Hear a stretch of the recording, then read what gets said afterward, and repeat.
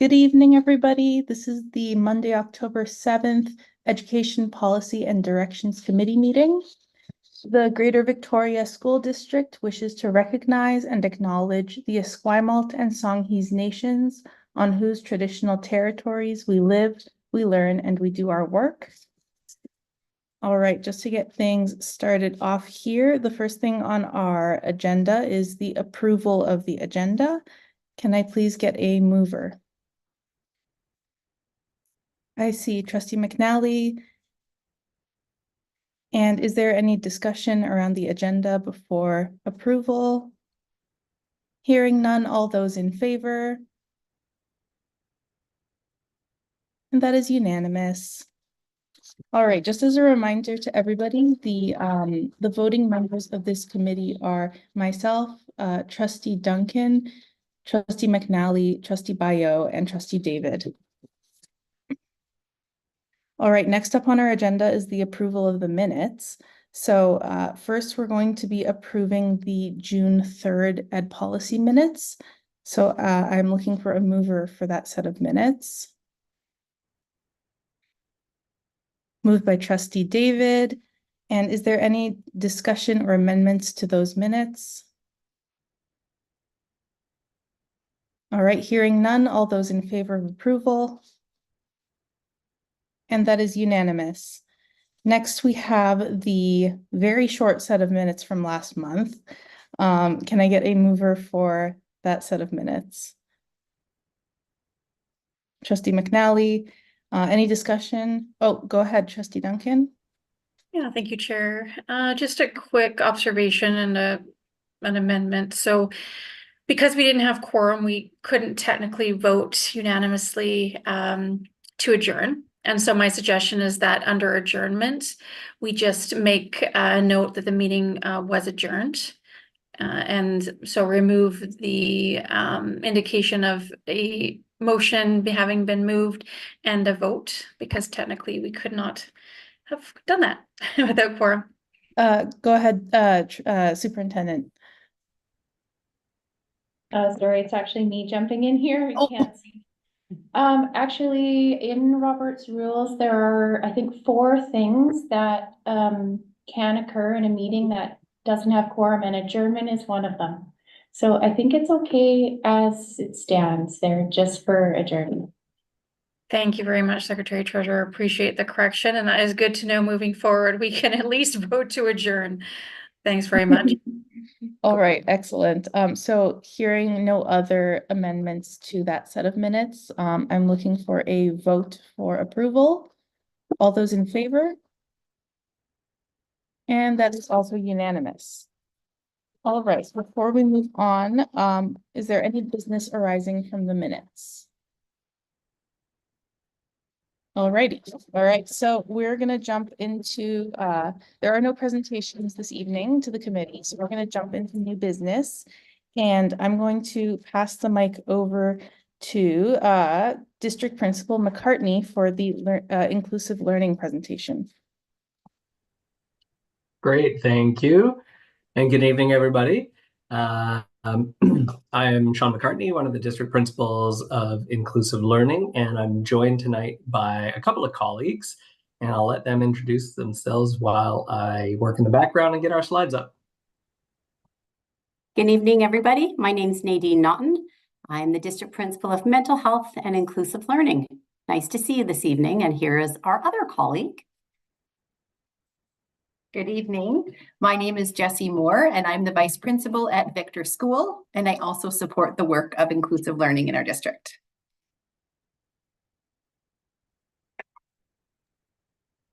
All right, I think it's back over to me. Can everybody see our slides okay? Great. So we're here tonight to kind of do a brief overview. This was a request, I think, that came from trustees for a September Ed policy presentation, and we're back in October to just review a handful of slides that I think we put together to help kind of provide an overview of the broad scope of the work of our department, and just a bit of a brief update. So I will start. Here we go. We've got a new picture on this slide that every once in a while we kind of refresh and look for new images, and we felt that this one really captures the heart of the work. And I think this speaks to pretty much all of us in education, but us especially in our department, where we work alongside many adults and professionals, families, students, home teams, community agencies, when we really think about every child unique and capable in their uniqueness and full of potential. That quote actually comes from the Early Learning Framework. And we believe that this kind of statement and an idea really helps ground us and aligns us in the work we share with many of our other colleagues in other district departments. The picture on the side refers to kind of a bit of a mission statement that the district departments collaborated on in a previous year. When we think about our shared work around really seeing every student, and especially students who maybe at times are in the margins or who we see as priority students in our system. Of course, all of this work is also grounded in our connection to the strategic plan, the framework for enhancing student learning. So in addition with our department, so when we focus in on inclusive learning, we have a couple of key considerations that we hold through for the majority of our work. We refer to them as our guiding principles. First of all, we believe that kids do well if they can. We've borrowed a quote from Dr. Ross Greene, and that speaks to seeing capacity and potential in children. And it speaks to all of us do well if we know how. And so the idea of learning and that skills and teaching for just about anything can be taught and learned, and that we all want to do well, and we do well if we can. In addition, a second guiding principle is around reframing behavior as communication. I know trustees have heard from us over the years around that concept, and the work we continue to do when, raising little kiddos with families is dynamic work sometimes, and we have to see that all behavior is a form of communication, and it's our collective work to see ways to try to figure out what that behavior is communicating and how we try to address it. And then finally, we kind of believe in 3 Ps that I think you've probably also heard from our department. The 3 Ps that help us when we're talking about specific work with specific kiddos, and that is the people, the places, and the planning, and that all kids need a number of people who see them, who hear them, who help them connect to that potential path.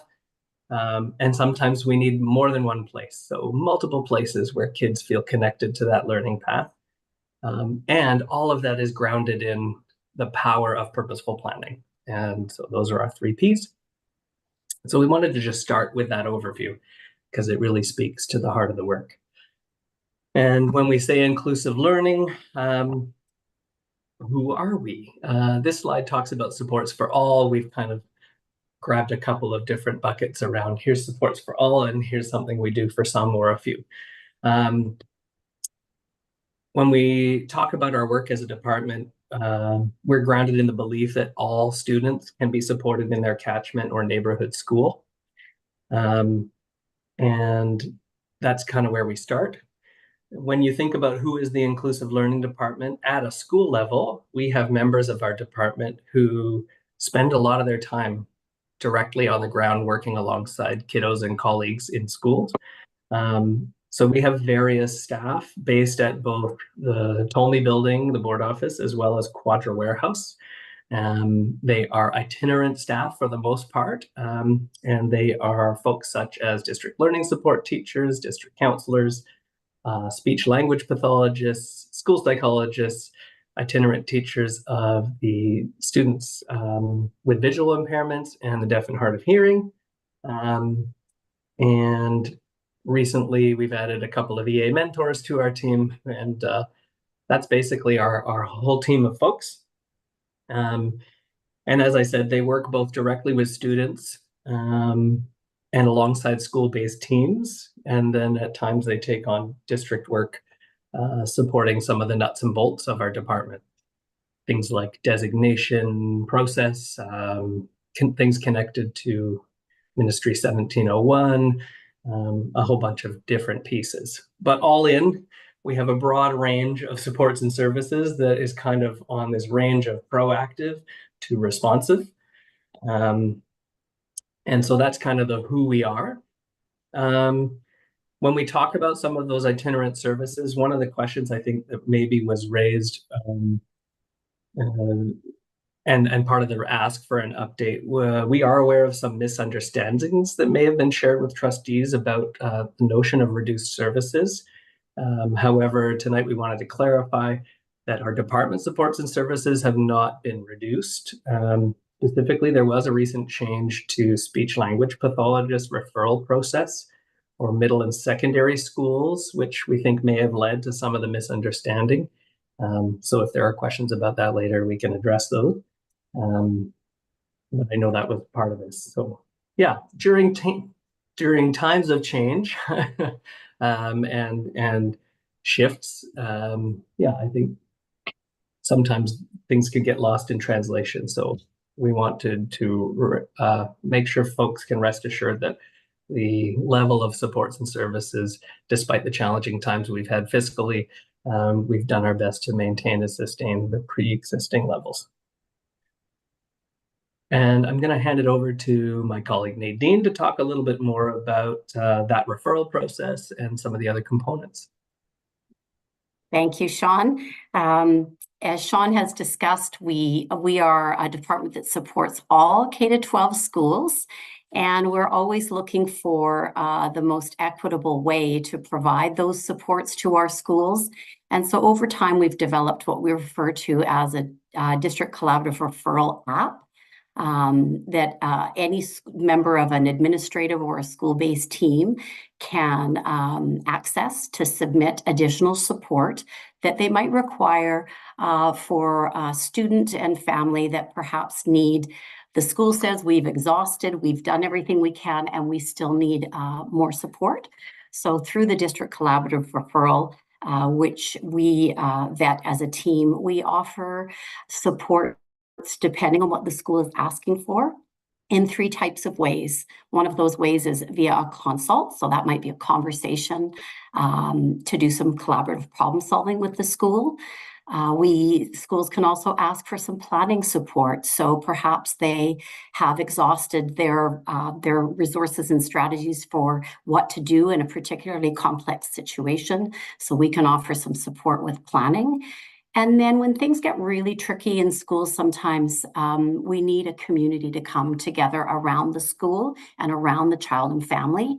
And we refer to that as a wraparound referral. So the way that works is when a school reaches out and we determine a level of complexity that might require administrative supports, inclusive learning supports, EA supports. We actually wrap around that school team with all of those levels. So we'll provide support to the principal, support to the inclusive learning teacher, support to the classroom teacher, support to an EA, so that it is what we refer to as a full wraparound response for a school that might be saying, you know, I need something, we need something more. We've done all the pieces that we can, but we need some additional support. So that is what we refer to as the district collaborative support process. And as mentioned,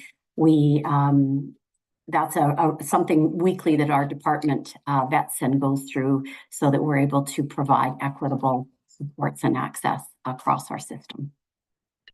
We're ready for a change, my friend. Thank you. We also recognize that at certain times and for few students, there continues to be a need to offer individualized options. These options exist at Victor School, Arbutus, and Reynolds. And despite overall reductions to school and department supports, we have maintained staffing levels to allow for these targeted options to continue, and in some cases, actually expand.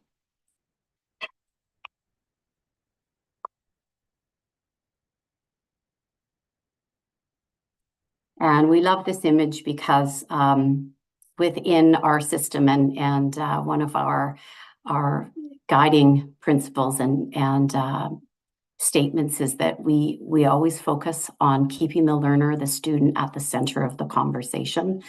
Sometimes when we get busy, lots of other supports wrap around, but we try to remember that the voice of the student and the voice of the family is what drives our direction and our planning. And so we really value and articulate that we stay student-centered in our work.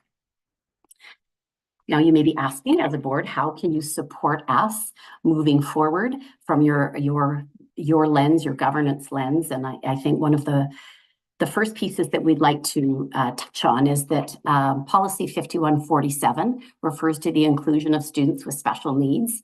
And we've spoken before about the importance of our language. Language matters.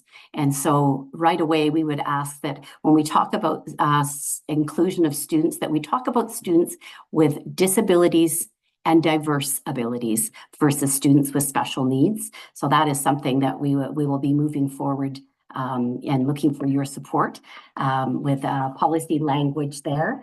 And then the other piece that we'd like to really bring forward is that as we come into another round of strategic planning, the 2025 school year, we really are looking to keep the voices of students, and specifically students that are priority learners, those students of Indigenous ancestry, children and youth in care, and students with disabilities and diverse abilities at the center of the conversation, as they are our priority learners, and their voices are often not heard in conversations. So we really ask for a priority on those priority learners at the center of all decision-making moving forward.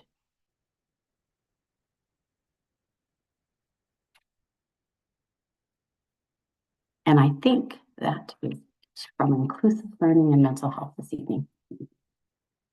That's the end of our slides, but happy to take questions. All right, I saw Trustee McNally's hand first.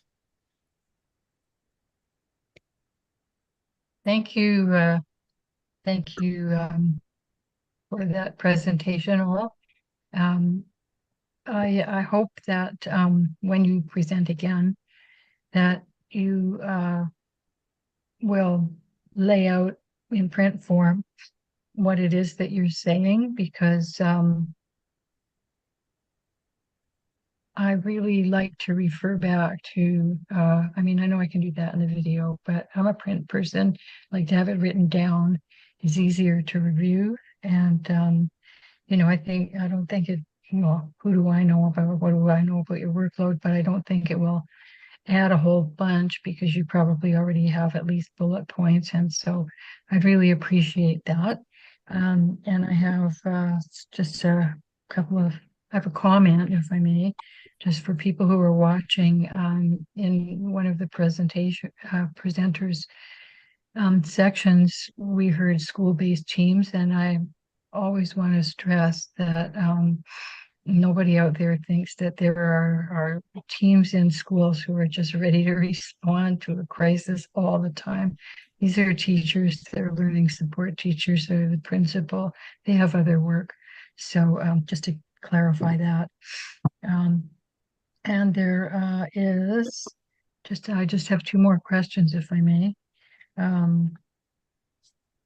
I guess I'm thinking of some students whose behavior is so hard for them to you know, control, or to know how to express how they'd like to do something, you know, be somewhere different, whatever their need is. And the classroom is cleared in order for this student to, you know, calm down and work out their issue. I don't even know if IBIs are still around, but I imagine they are. What does a wraparound service actually look like for that student? And maybe if you're presenting again later, I'd love to hear some more details about that. Or if you could answer now, that would be wonderful. And after this last question, I will stop. I was pleased to hear that the programs that offer individual support are still extant, the three of them, and one even expanded a bit, and I would love to hear which one. Thank you. Thanks for your questions, Trustee McNally. District Principal McCartney, I'm trying to like remember them all. For the first part, would you be able to circulate to trustees like a written version of your presentation tonight so we have it in print form? Absolutely. We can probably just kind of redo the memo and add some details based on the slide notes. No That problem. would be fantastic. I've already forgotten Trustee McNally's second question, but I think there was one about a little more detail on wraparound. that's the one. All right, I'll let you answer that one. And I think I'll let my colleagues jump in too, but I think it's a challenge to explain because it's not a black and white cookie cutter. And so and sorry, the language, like it's not a consistent, clearly defined because it's unique to each context, each student, each scenario. But it's meant to be, briefly from me, I think the intent there is it's not a quick touch point. So it's meant to be, in terms of our referrals, from kind of consult all the way to something more in-depth with multidisciplinary lenses. It's boots on the ground. We're walking alongside. We're spending time beyond, a little bit of time here and there. So it's a more comprehensive support that is intended to walk alongside and then fade as needed. And so sometimes that's, so the time frame can vary. But as Nadine described, I think multiple lenses are brought to the table to support various roles. Okay, thank you. And in case my last question was forgotten, I'll just state it again. One of the presenters said that the three programs supporting individuals individually were still extant, and one had even expanded a bit. So which one was that? I just want to hear, because that would make me happy to see another student's serious needs being met. I'm happy to respond to that, Trustee McNally. We've expanded supports and services and staffing at Victor School, and we have also increased teaching staffing levels in the Reynolds program. Great, thank you. You're welcome. All right, Trustee Painter, you're up next.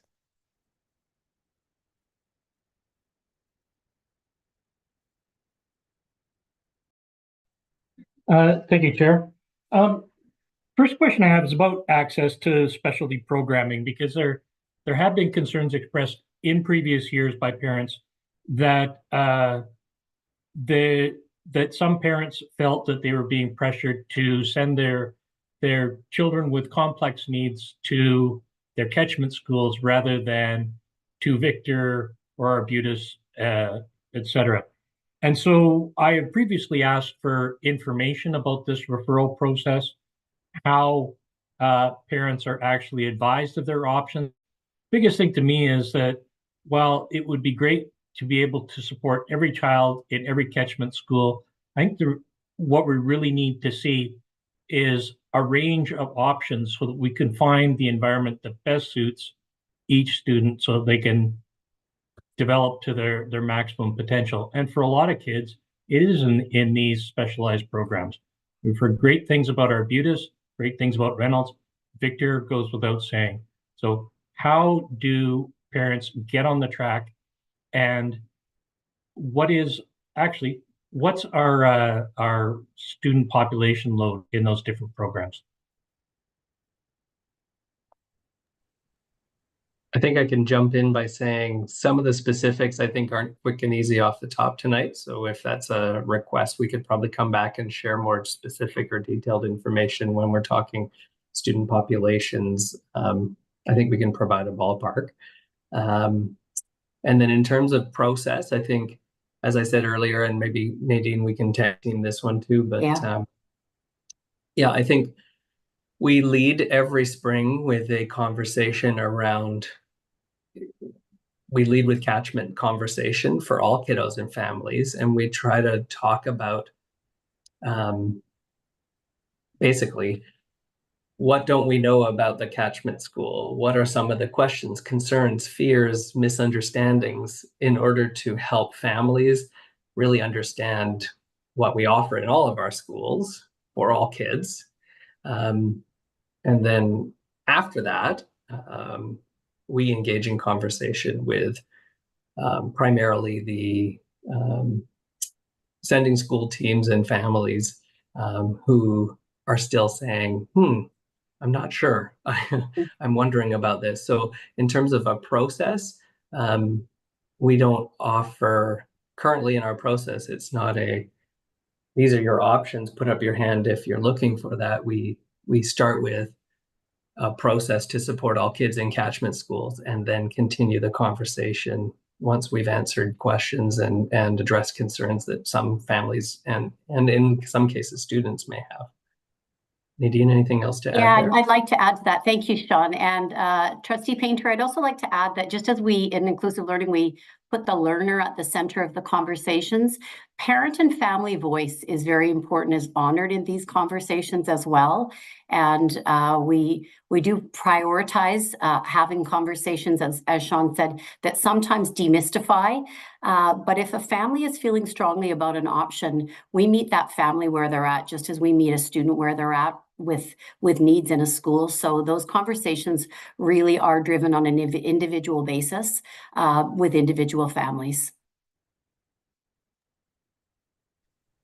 Trustee Painter, did that answer your question? Not entirely. I definitely would like to learn about, well, I have a couple of requests, but that student populations is definitely one. And I'd actually appreciate it for the last couple of years so we can understand trends. Point data isn't as useful as seeing the patterns. So I would appreciate that.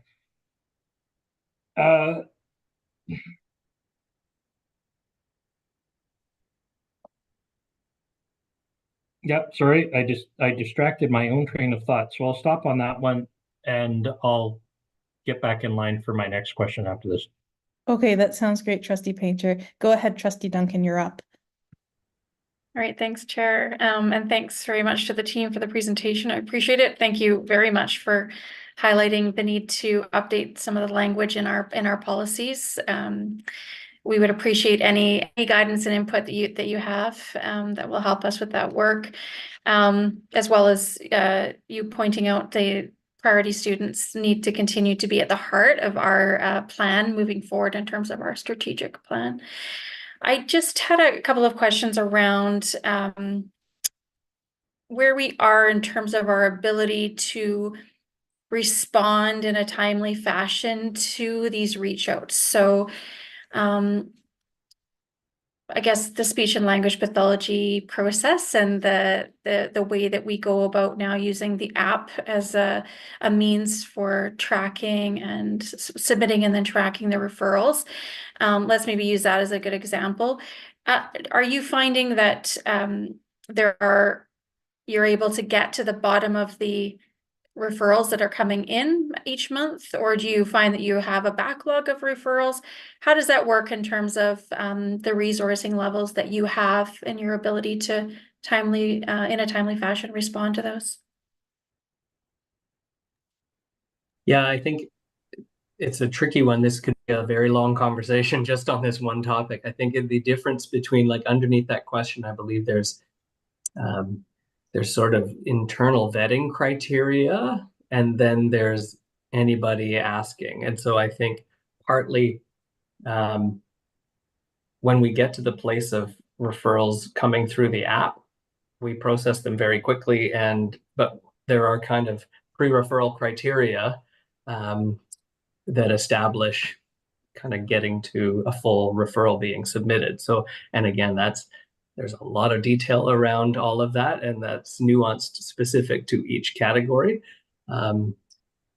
In terms of processing referrals, they're processed very quickly. And then again, at times, depending on, so I guess the the immediacy of a response is once a referral is processed, it's considered active, but we may not have direct service or supports, and sometimes that's a period of time. And so, at times a referral will come in and be processed, but the next sort of direct support block, and I'm just thinking of, for example, our speech language pathologists, we might be processing referrals, and then the next support block could be 6 to 8 weeks out. And so there's sort of a lag time in there, I guess, just in terms of how and that's just a best practice piece that is kind of part of that ongoing refresh of we're in this block, and then we can fade some and move new ones in, and just general case management pieces that our itinerant staff work through. And then I think, within the departments, there are different considerations for different levels. So I think part of that is also then the difference between elementary and middle secondary, for example. Again, that's unique to speech language pathologists as compared to our occupational therapists and physio colleagues in VHA, which is very different from psychologists and some of our psych ed referrals. So it can get, I could probably spend the whole ed policy meeting talking about all the different pieces, which we're not going to do. But happy to try to bring some information if that's an ask.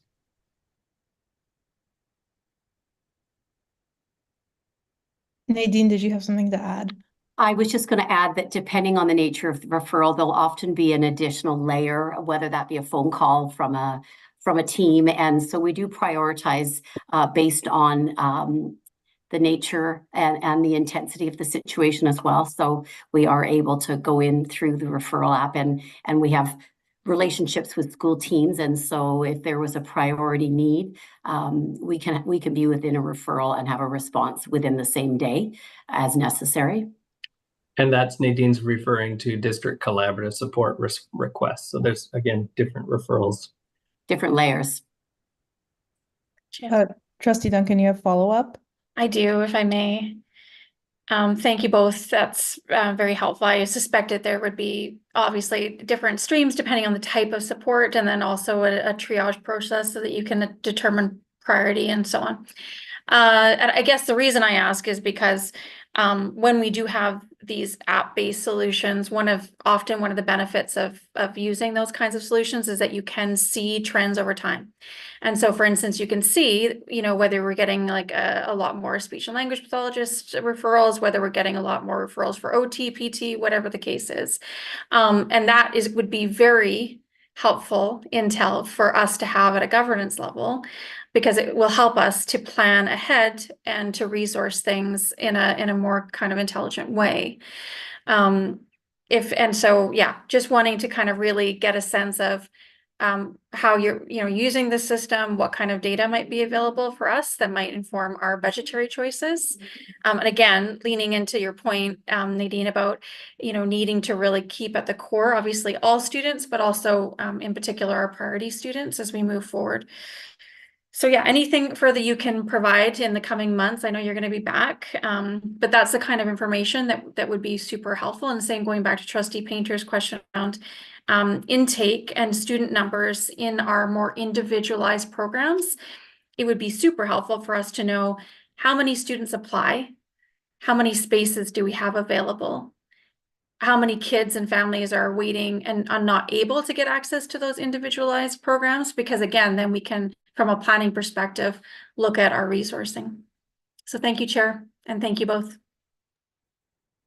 Thank you, Trustee Duncan. Okay, I'm going to push us forward because we still have a number of questions and we are still pretty close to the beginning of our agenda tonight. Go ahead, Trustee Painter.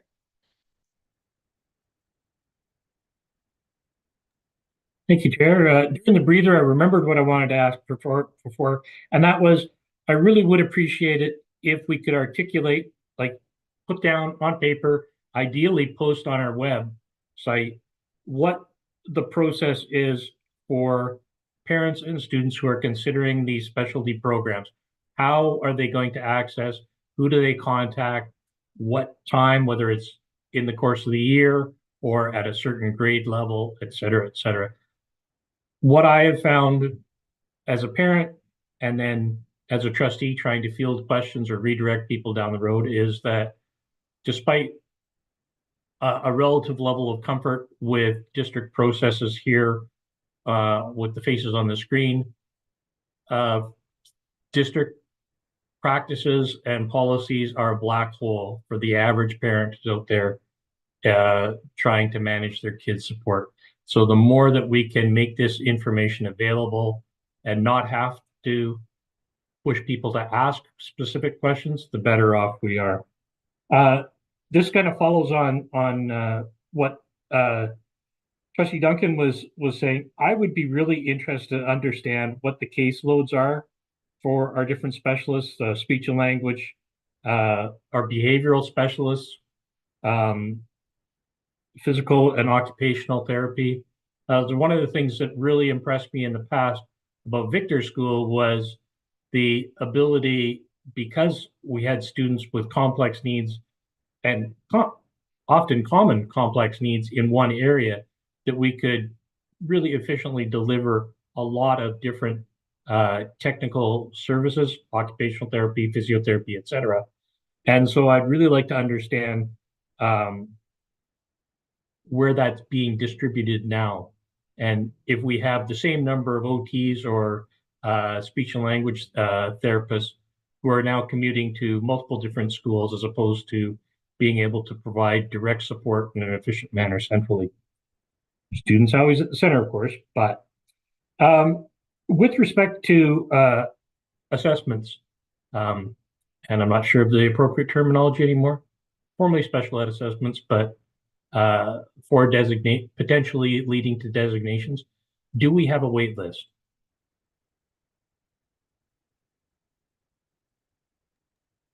I think if we're talking about, again,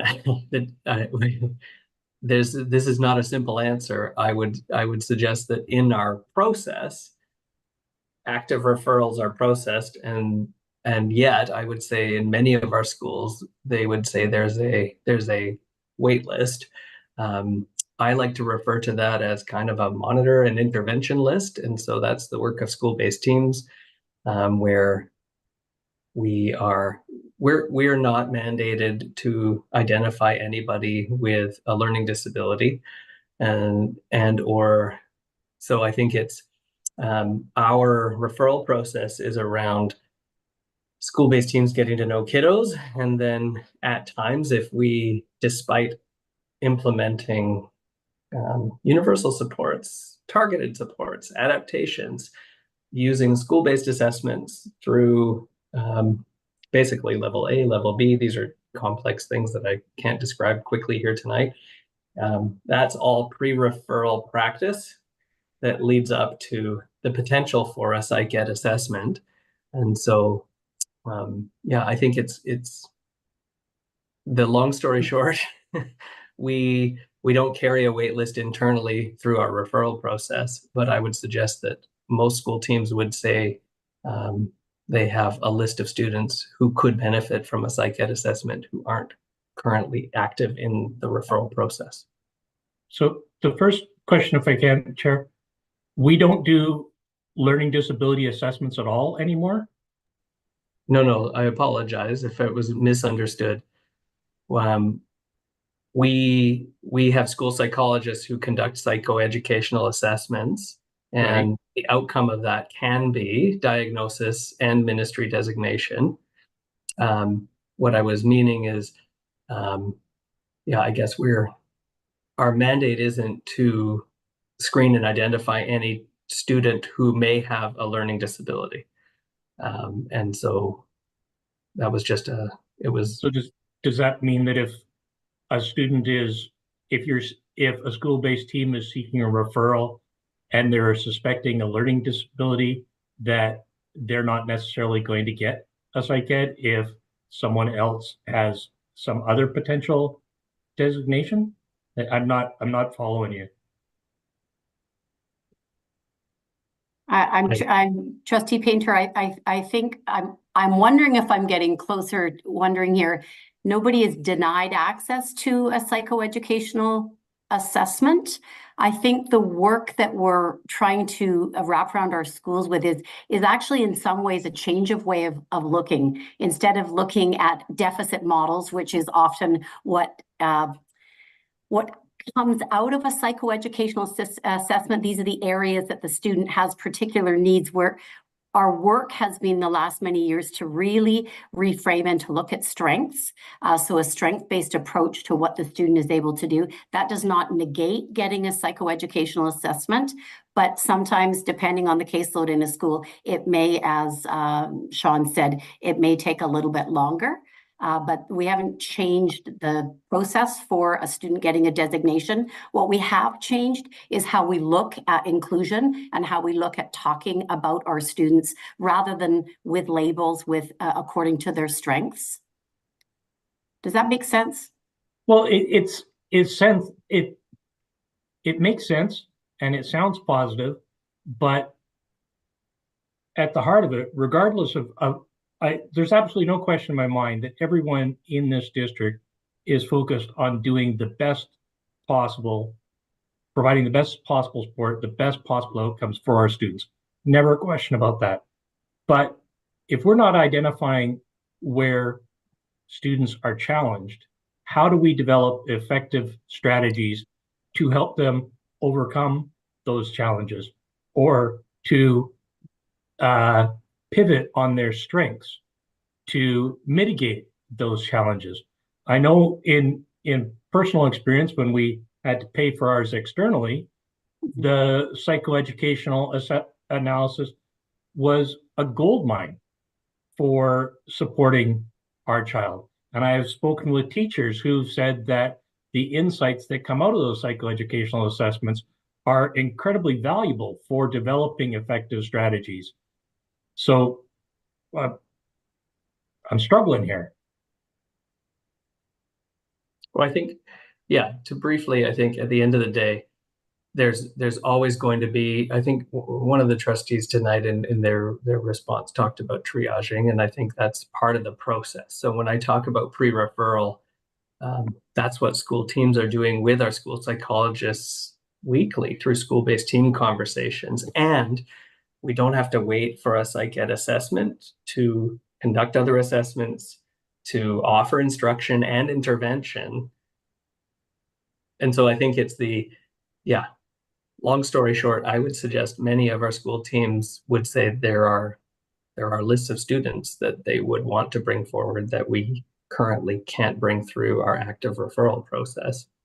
And I do think we still offer them supports and services.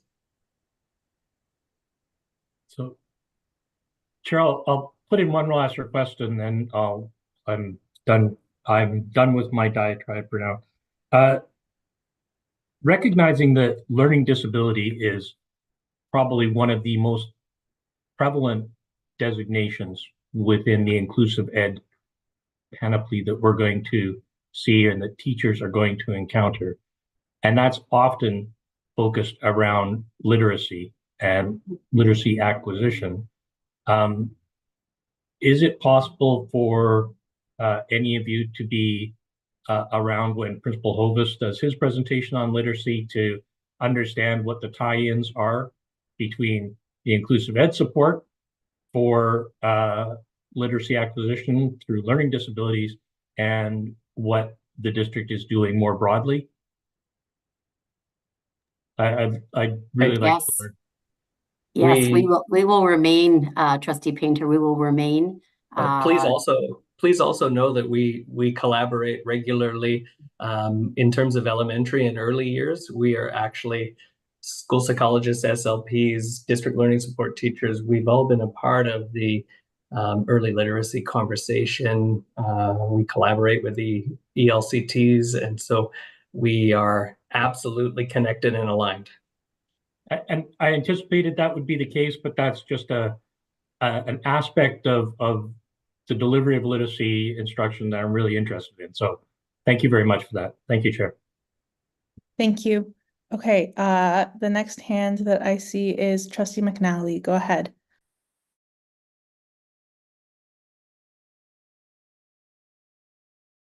Oh, Trustee McNally, you are still muted. Sorry, thank you. I forgot to ask, when I was speaking or inquiring about the 3 extant programs for students with really unique needs, that they were still existing, which I was pleased about. Forgot to ask about gifted and challenged and talented. And I think that program was run out of Mount Doug. So I address this to anyone who can answer. Is that program still there? Still alive? The 2 secondary programs of choice are still in place at Mount Doug and Esquimalt. Wonderful. That's really good to hear. And because we're talking about, the wraparound and the school-based teams and the number of specialists that can be of help. My experience as a teacher long ago was that particularly school speech pathologists had a very, very heavy caseload. And, I have a little neighborhood friend whose speech was completely unintelligible, and his parents were able to afford private therapy. He would have been in big trouble at school if he hadn't gone in with, coherent speech. So where I'm going with all this is that I believe someone else asked for the numbers, maybe Trustee Painter. The caseload of an SLP typically really interests me. And I believe, and let me know if this isn't true, but I believe, and I think parents should know that really complex speech programs are sometimes or often or usually maybe offloaded to an EA because there's no way the SLP can actually individually meet the needs of all the kids. So, yeah, one comment, and I guess that's a question. Yeah, I think we'll look to, I think the question was reinforcing maybe a request for greater knowledge about caseload data, which ties into what Trustee Duncan was asking more generally about data in the app, I think. So I've jotted that down. And just also who actually delivers the program.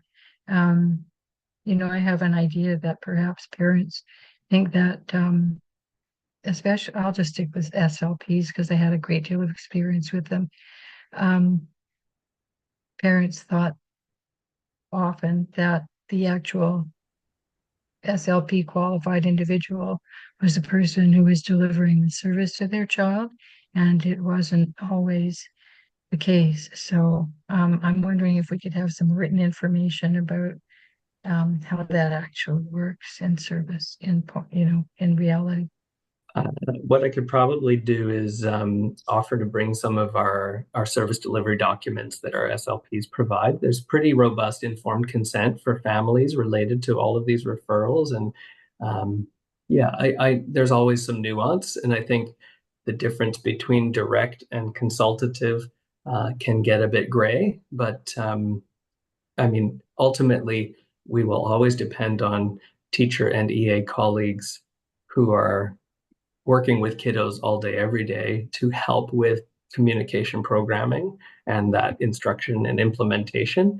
But we also know they're not all SLPs. And so it's that balance between how we tap into the knowledge and expertise and when is that role active, dependent on an SLP, and when is that role also and sometimes consultative to support the other adults who work daily with the students.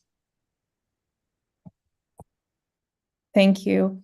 Yeah, I think those caseload numbers would be really greatly appreciated by all trustees. I'm gonna keep pushing us forward. Trustee Kwan, thank you so much for your patience. You've had your hand up a really long time. Go ahead, you've got the floor. Thank you. I do have a question, but I do want to say, I think really the takeaway here is what we've heard is that there is ongoing work and collaboration. And I think, sometimes that happens offline and as a governing body, we don't always see and hear how that works. So we really do appreciate you coming here and giving us that level of kind of insight into what you do on a daily basis. And with that in mind, I just want to say a big thank you to, you know, everyone under you, all of the people working in our schools with our kiddos, and, you know, all of the great work that they do.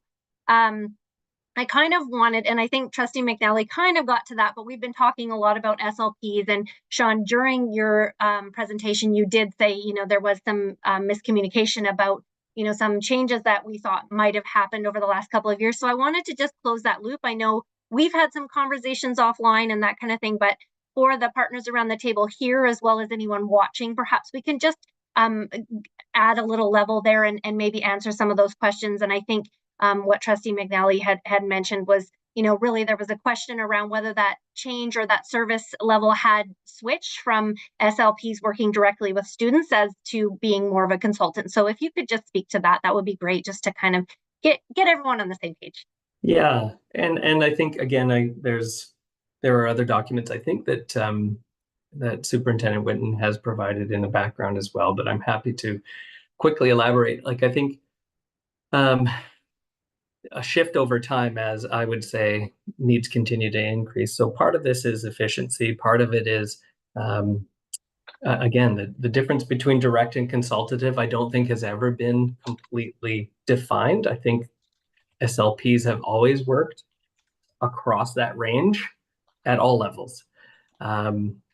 Recently, and by recently, I mean, it's about 3 school years ago, I believe it was 21-22, we made an internal reallocation of time, a small portion of time from middle and secondary schools to add more time into elementary schools, partly with an early intervention focus, partly with we were one of the fewer island districts who was still offering as much support as students age through our system in the world of SLP supports and services. That said, our FTE overall in my time in this role, now year 8, has actually increased from 10 FTE to 11.2. So despite challenges and tight purse strings, we've managed to over time continue to make smaller adjustments, knowing our system was saying this is a support that seems to be growing in need. And so we've reallocated internally regardless to increase over time slightly. And yeah, so I think at middle and secondary, this past year, there was just a further revision to our referral process. So 21-22 through to now, no change in FTE allocated at middle and secondary. It's been the same amount from 21-22 until now, and just changes to how we prioritize, how we vet referrals, how we try to operate really effectively through that needs-based equity lens across the complete range of our middle and secondary sites has been an evolution each year. So basically, we took a small portion of FTE, I think it was about 0.5, out of middle secondary into elementary and maintained, and we kept the same amount maintained at middle secondary over that time. So that's the gist of the changes. Wonderful. Trustee Kwan, do you feel that your question was answered well? Excellent. All right, Trustee Duncan, go ahead. Yeah, thanks, Chair. I just wanted to go back to an earlier conversation because I think it's really, really important. And that was just around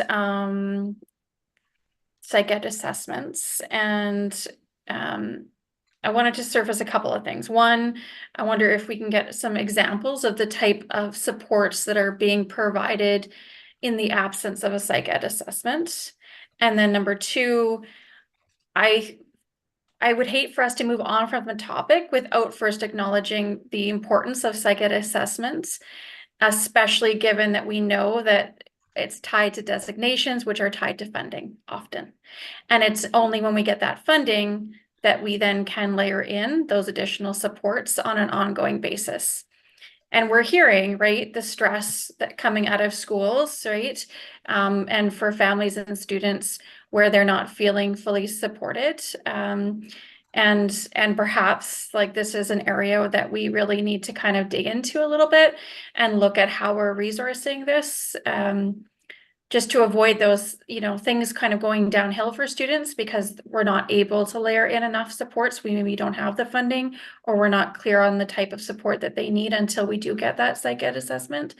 So I'm just wondering if we could sort of speak to that, both from what are the other things you do leading up to a psych ed assessment, and then two, what your views are on the importance of a psych ed assessment, so that, to make sure we properly resource supports, given the way that the system is built on assessment designation funding.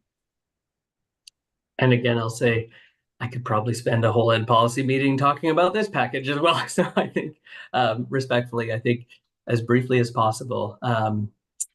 What's challenging is the majority of psych eds our school psychologists complete result in learning disability designations, and that doesn't trigger additional supplemental funds. So I think the key kind of maybe myth or misunderstanding out there is, from a designation perspective and supplemental funds from the ministry, the vast majority of designations our school psychs complete and approve through that process, if they are approved, don't actually result in additional supplemental funds, even with designations.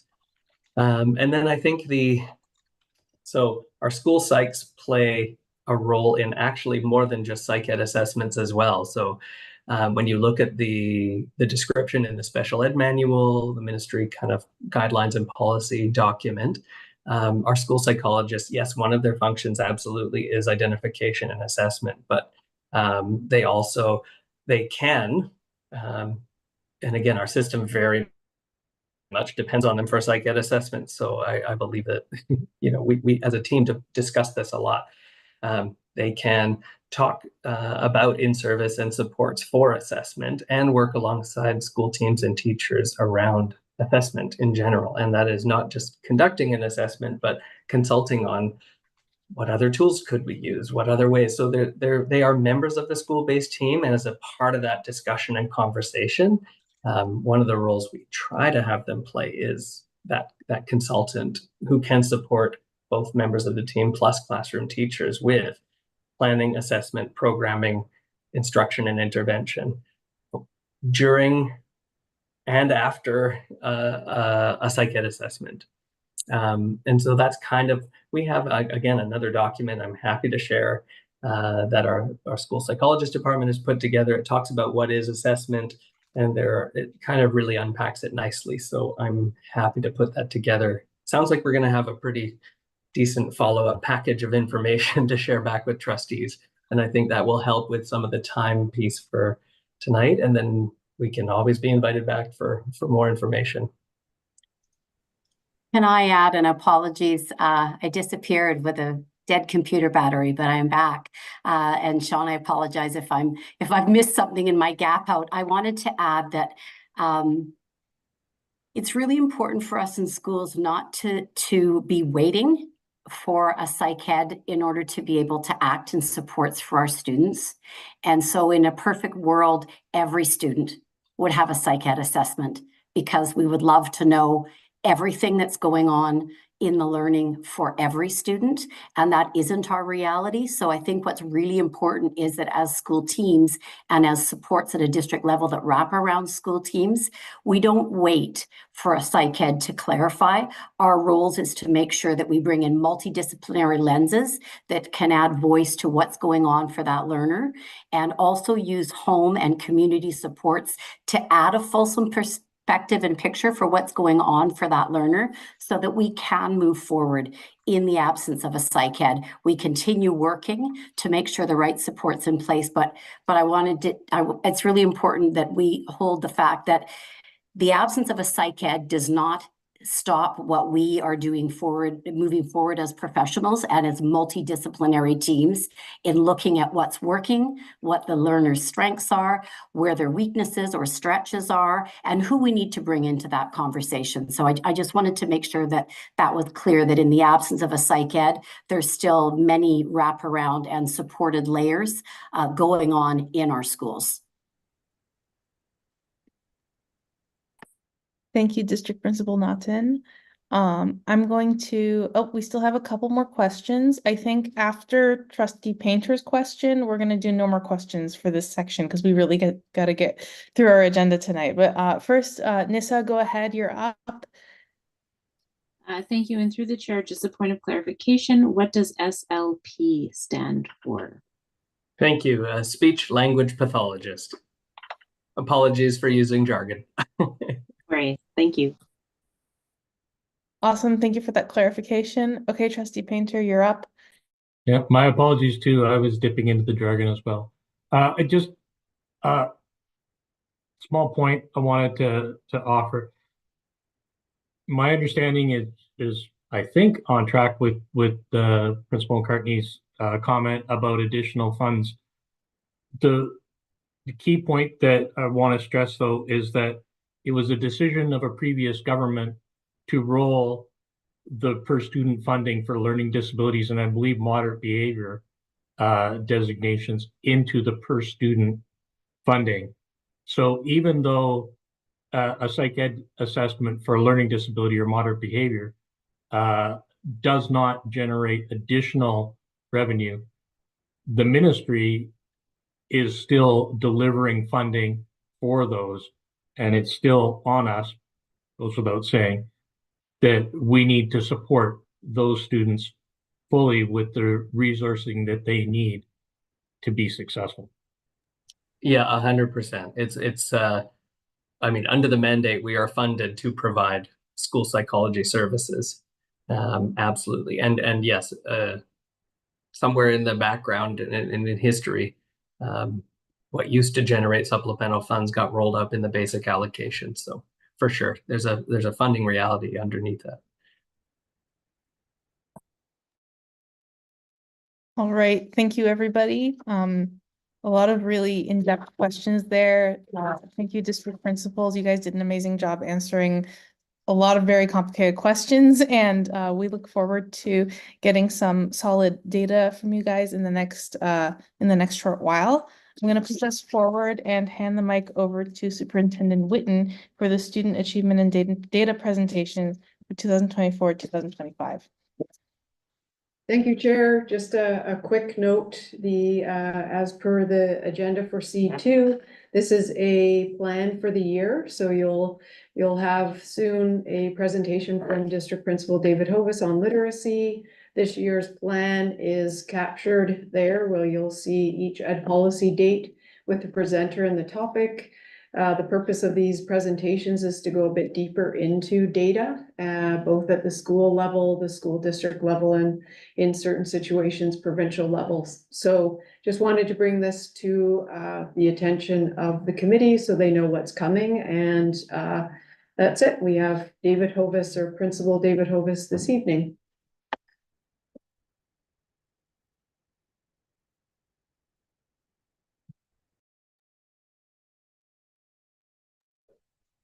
All right, am I up next? Perfect. Give me a moment just to share my slides. Okay, can everyone see those? We're good? Perfect. Hello, everyone. I'm District Principal David Hovis, and I'm here this evening with our District Literacy Learning Support teacher, Brianne Glover, and members of Quadras Elementary School staff. Our focus this evening is to provide you with a brief overview of literacy in the district and to share a school literacy journey. As you may know, literacy is reflected in goals 1 and 2 of our district strategic plan. The overall goals of the district literacy plan is to improve literacy outcomes for all learners, to address the inequity of outcomes for Indigenous learners, children and youth in care, and students with diverse learning needs in literacy, to increase collective efficacy through embedded school team collaboration, and to broaden knowledge of evidence-based instructional strategies using the spiral of inquiry and grounded in the First Peoples principles of learning and key ministry documents. In British Columbia, literacy is considered contextual and cross-curricular in nature. The BC curriculum defines literacy as the ability to critically analyze and make meaning from diverse texts and to communicate and express oneself in a variety of modes and for a variety of purposes in relevant contexts. Specifically, literacy is the ability to understand, critically analyze, and create a variety of forms of communication, including oral, written, visual, digital, and multimedia, in order to accomplish one's goals. Every educator, from kindergarten to grade 12, plays an integral role in a student's literacy development. The foundation of our district's literacy plan includes provincial curriculum, early learning pedagogy, and the First People's Principles of Learning. Listening, viewing, speaking, representing, writing, and reading are complex cognitive and social processes that work together as a whole in literacy learning. In reading, viewing, and listening, students construct meaning created by others. In writing, speaking, and representing, students construct meaning in order to communicate with others as well. None of the language arts can be totally separated from others in an authentic learning situation. These 6 modes, including digital literacy, are woven throughout our curriculum in all subject areas. As we consider how learners are doing, we can reflect on data that is communicated to parents in the learning updates. The full implementation of the provincial proficiency scale is now in effect, and as educators, we're growing at our own competency on assessing student learning. The proficiency scales are based on communicating and describing students' growth and progression along a continuum of learning. This data indicates percentages of students from all elementary schools. It is a reflection of one piece of data and does not necessarily capture descriptive feedback from teachers nor student reflections on their own learning. The ministry considers students who are on track to be developing and proficient and beyond on track to extending. When considering the data, we continually reflect on the systems and structures that are in place to support all students. Specifically, what are we intentionally doing to support students who are emerging in language arts, and how can we continue to support educators' instructional practice? Another data set comes from the Foundation Skill Assessment, or the FSA. In this graph, you can see district literacy scores compared to the whole province data over the past 7 years. Again, the FSA is a snapshot of literacy learning for grade 4 students. As an October assessment, it looks at literacy proficiency at the beginning of grade 4. Based on this information, students on track and extending in SD61 totaled 77% compared to 72% provincially. 22.6 of SD61 students were emerging based on the FSA compared to the 9% of grade 4 students that were noted in term 1 of language arts data. Here again is CSL data from middle schools. Like elementary grades, the goal is to move students along the proficiency continuum. As we do this, it is encouraging to see the percentage of students in the emerging category is decreasing. As we transition from learning to read and reading to learn in the upper elementary and middle years, we recognize by this snapshot of data the importance of continuing to build on students' skills and strengths in literacy through comprehension, connecting, and communicating. And again, this graph again shows district versus provincial rates. We recognize this is year 4 of 5 of targeted funding for a district literacy plan. However, targeted funding for literacy learning should be an ongoing priority. Within budgetary constraints, we continue to explore ways in which we can creatively stretch funding to maximize benefits for all learners. The vast majority of targeted funding goes directly to priority schools through the funding of the early literacy collaboration teachers. Sometimes we call it ELCTs. As we think about the systems and structures in schools that support all learners, we recognize the importance of school-based teams. And again, Nadine and Sean touched on this as well in their presentation. ELCTs work with other members of their school-based team to determine which classrooms they may support and how together they can collectively address the needs of all learners. Working alongside classroom teachers, ELCTs focus on developing lessons and planning that support every student in the classroom. Some of the most thorough research to date on classroom best practice has revealed one of the greatest impacts on student learning is engaging teaching and teachers' collective efficacy.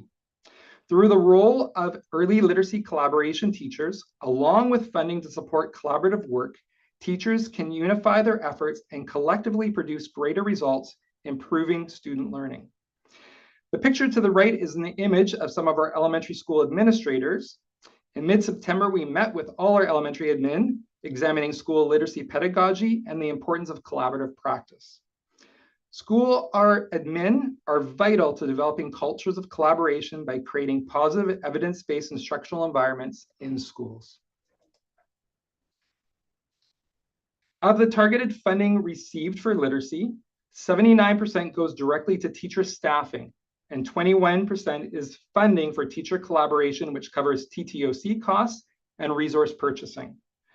Of the teaching staffing time, over 80% is directly placed in 10 priority elementary schools, while the remaining is just distributed to support the other 18. Of the 21% allocated for collaboration and resources, 30% goes directly to the 10 priority schools, while the remainder is distributed to district literacy professional learning initiatives and to the other elementary schools for literacy inquiry projects and school focus grants. As noted in the beginning of the presentation, a top priority remains to continue to address the inequity of outcomes for Indigenous learners in literacy. This year, as part of their role, one of the educators from the Indigenous Education Department has been assigned to literacy learning and to working alongside our district department. As well, we continue to meet with the 4 nations to address their needs and requests related to literacy instruction. Another expanding focus is supporting the growing number of multilingual learners we are welcoming to our district. With almost 2,500 students qualifying for ELL supplementary funding, English language learning, we will be offering learning opportunities such as a book club for teachers to support these learners in their classrooms. Although we'd like to offer literacy supports K-12, a goal this year is to extend some targeted professional development and learning opportunities to our middle school educators by building on students' comprehension, critical thinking, and communication skills. Last year, the Ministry of Education and Childcare made an announcement regarding additional targeted funding to schools and community organizations to support literacy learning, particularly with a focus on emerging literacy learners. We're excited about this possibility of adding additional funds and are waiting for further information on how this may support teachers' professional development and ultimately benefit students. As trustees, you can continue your support by providing ongoing targeted funding to literacy in SD 61. Although I've given a very broad overview of literacy in our district, taking opportunities to attend literacy workshops and focus sessions with school groups provides valuable insight and information on school literacy stories. At these meetings, you'll have the opportunity to see each school's unique action plan as they address the needs of their community based on their data stories. Thank you to those of you who were able to attend last year's session. I'd like to now introduce Quadra Elementary School, who is one of our schools we have prioritized with an early literacy collaboration teacher this year. Tonight, they have brought members of their school-based team to share some intentional support and data they are using to address the needs of all learners in their classrooms.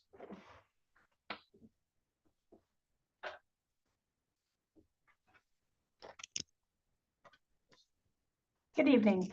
My name is Jeanne Humphreys, and I've had the pleasure of being the vice principal at Quadra for the last 5 years. And my team and I wanted to start today's presentation with this picture of our kindergarten students in May 2024, who were so proud to have written complete sentences. Being able to write a complete sentence was the product of a year-long initiative to provide intentional and explicit literacy support to our students. This success was made possible through a district initiative to place an early literacy collaboration teacher in priority schools, such as Quadra, as well as our school's community's commitment to and belief in the value of a team-based approach to enhancing learning.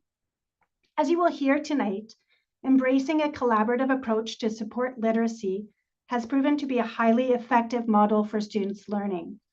We have not only improved literacy rates, but have also strengthened our students' sense of belonging and connectedness while increasing our teachers' knowledge base. Our goal in this presentation is to walk you through the steps we followed and highlight some of our key observations. These include the scaffolding necessary for students to succeed in their literacy journey and the value of teamwork in supporting our learners.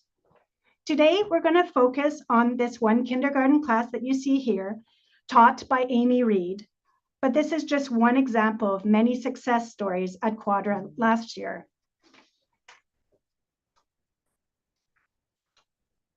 Hi, my name is Lisa Malvahill, and I'm the Early Literacy Collaboration Teacher at Quadra. This is such a unique role where I'm able to come to schools and classrooms and collaborate, co-teach, and learn with school teams. I am passionate about this work and have really enjoyed working in a variety of classrooms at Quadra. In Amy Reed's kindergarten classroom, I worked alongside our inclusive ed teachers, such as Allison Derrick, who is also here tonight, our English language learner teacher, Tess Kidd, an early childhood educator, other kindergarten teachers, many educational assistants, and working with us throughout this process was our admin team, who was also crucial to our success. In this slide, we wanted to highlight the many faces that contributed to this work and continue to do so again this year. Our work in this kindergarten class began before we even met these students, and it was in response to having experienced a very challenging year in kindergarten the previous year. The difficulties we faced were reflected in our year-end literacy screening results. We knew we needed to do something different if we wanted to see results this year. So our team met multiple times to discuss what we were going to keep and what we wanted to introduce. We knew that our students needed to feel safe in order to learn, and that meant that we needed to build relationships first.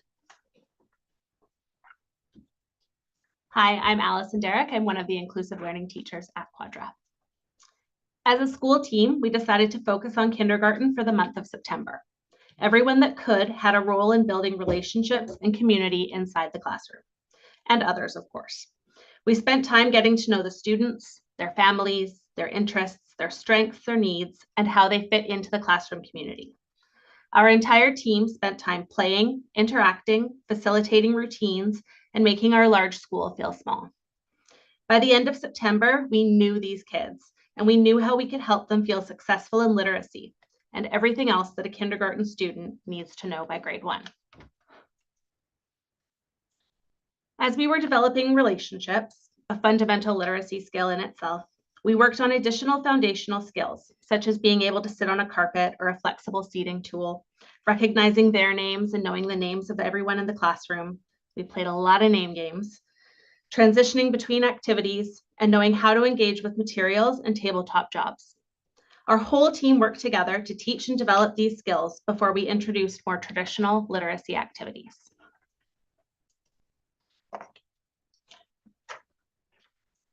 Once we had established these strong relationships and taught the fundamental skills needed in order to move forward in literacy, we started whole group lessons that focused on oral language skills, such as rhyming, sound segmentation, and blending.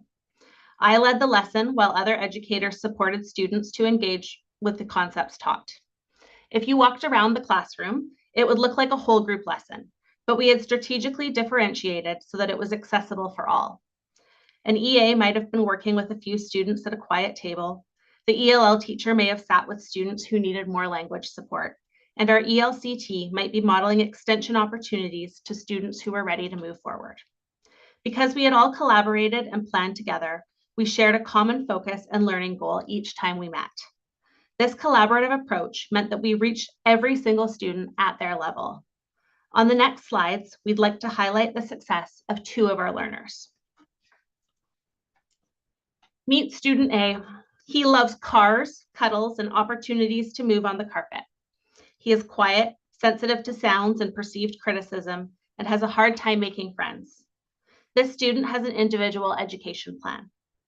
At the beginning of the year, he was reluctant to sit with us or hold a pencil. When we tried to assess his knowledge of letter sounds, he was unable to participate. However, because we had built a strong relationship, we knew that he could better demonstrate his understanding if we offered a quiet space and universal supports and tools, such as the classroom alphabet on the wall. Since we knew this student so well and we could provide him with the adaptations that he needed, he was able to write this sentence by the end of the school year. Yes, there were students who could write longer sentences. However, this truly shows how we met a learner where he was at, and we were able to celebrate the growth that student A had achieved with these supports.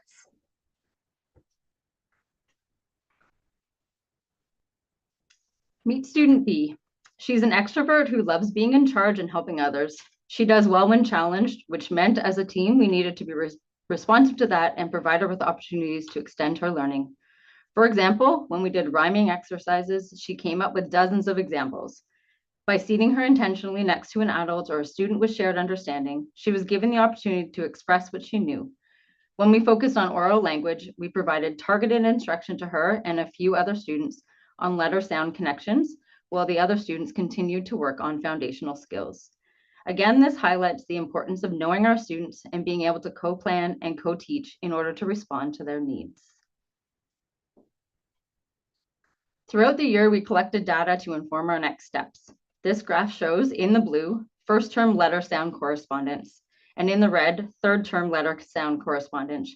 Each line represents an individual student and their growth throughout the year. We saw huge growth with this particular group. This graph might not look very impressive, but it certainly is to us. This is a screening tool that we've been using at Quadra for the past 2 years. This particular data shows nonsense words read in 1 minute. Typically, only a small percentage of kindergarten students would be successful with this measure at the end of the school year. However, already in February 2024, when this data was collected, we saw a quarter of the students were proficient or extending, with 8% of students well on their way. This was the result of consistency and collaboration and the intentional responses to the needs of our learners.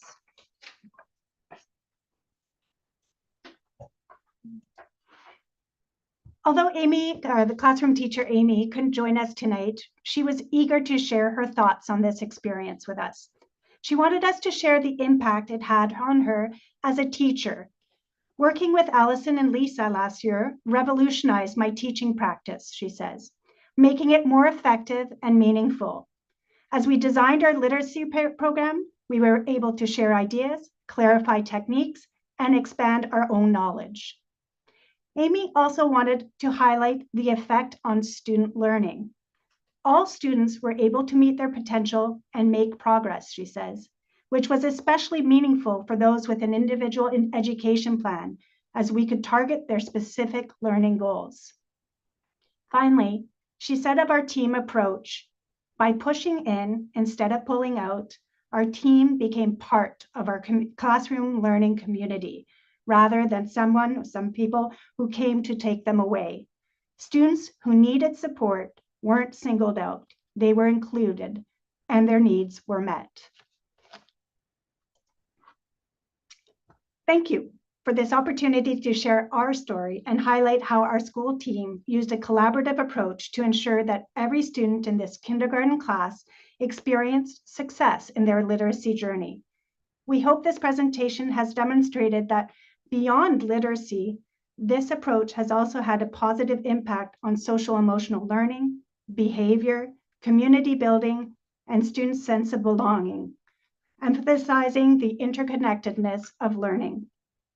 We are very grateful to have had the funding to be flexible and responsive to all learners, and to have the time and the means to do purposeful planning that led to supporting students through a holistic, strength-based lens. As I mentioned earlier, consistent and intentional literacy support was implemented in several classrooms, including French immersion classrooms throughout our school, and we saw similar growth in student learning everywhere. Inspired by last year's success and data, we have already adopted a similar approach in kindergarten this year and are continuing to support our grade 1 learners through this whole team approach. We are excited to see how our students and our school team continue to grow and thrive at Quadra. And we thank you for your support and the additional collaboration funding this year, which allows us to continue this important work.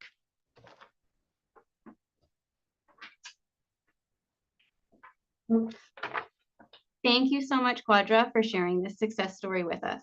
That was a beautiful example of a true collaborative and wraparound approach to what some may have called a crisis situation at one time. I'm hopeful that this may have answered some of the questions earlier that were asked during the earlier presentation. Success in literacy doesn't necessarily mean every learner achieving at the same rate. It means continued progress for all learners. Continued progress for all learners to experience what it feels like to be a literate learner. This includes multiple avenues for making sense of the world around them and the learning materials, playful opportunities to problem solve and think through various situations and concepts, and a variety of opportunities to express and communicate their learning and thinking in a way that makes sense for each learner. In listening to Quadra's story, it is evident that every learner was able to access and participate in learning in a way that was meaningful to them while feeling as though they belonged, they had purpose, and they mattered. So with a huge heart and immense gratitude, I thank Quadra for demonstrating what is possible. Oh, and I forgot to click the slide. Sorry. The nuts and bolts this slide just speaks to is what literacy, the nuts and bolts of literacy. We want to make meaning, critically analyze, and communicate. As we head into a new school year, here is an outline of how we are making literacy learning a focus in our district. When looking at this year's literacy budget, we have creatively and strategically designed literacy supports to reach all, some, and few. So you can see at the top, few means most supports are going to, as Principal Hovis mentioned earlier, the 10 priority schools in elementary who have a shared ELCT to work alongside school teams, like you heard today, and individual classrooms. There is room in the budget to be able to offer this type of more intense support to these 10 schools. And then in the middle, where you see kind of these three, small group literacy inquiry, literacy as UDL school-wide, and school-led literacy grants, are the choices that we've put to the other 18 elementary schools. And that is reaching the sum. So it's in a less intensive way than the ELCTs are supporting the 10 schools, but it's a way, it's an offering where each school was able to select an option that might have worked for them, their school culture, their literacy journey, where they are at. And we are just in the process of finalizing those supports for the other 18 schools. And then down at the bottom, trying our best with the budget to reach all K to 12, because literacy doesn't stop at grade 5. K to 12 is we're offering a K to 12 literacy book club. And so we have resources that are going to be coming out, offering to teachers and educators that touch on a number of what has been shared tonight. So we have resources that focus on multilingual learners. We have resources that focus on early learning and play. We have resources that focus on building student literacy knowledge, hopefully classroom level, to reach a lot of those kind of emergent students that you talked about earlier, going through those psychoeducational assessments. We want to bring some of those skills and those foundational pieces, solidify them and strengthen them at the classroom level to hopefully relieve the need for further testing down the road. We want to catch learners early. So we have a variety of resources. We also have some all the way up to grade 12. And as Principal Hovis mentioned earlier, we plan to set aside time again this year for ELCTs to sit with their school teams to look at what is working and what is still challenging, to prioritize and to target the work collaboratively, and recognize that literacy learning, if planned intentionally, is the vehicle that can be used to address not just the academic learning, but the social, emotional, and behavioral needs of the learners in our district, just as we saw tonight with Quadra's story. As the year unfolds, we'll be extending an invite to you, and once we get dates, so please, trustees, watch your emails, and we will reach out to you and invite you again. We would love for you to join us to sit around the tables and engage in some of these purposeful and meaningful conversations. So that is it for our presentation tonight. Thank you all for your time this evening and for listening with your eyes, ears, and your hearts.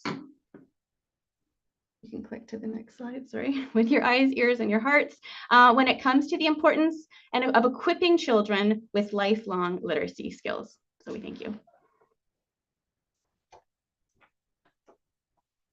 Thank you so much to the literacy team and the Quadra team as well. Thank you for your presentation. I'm going to open up the floor to questions if anyone has any.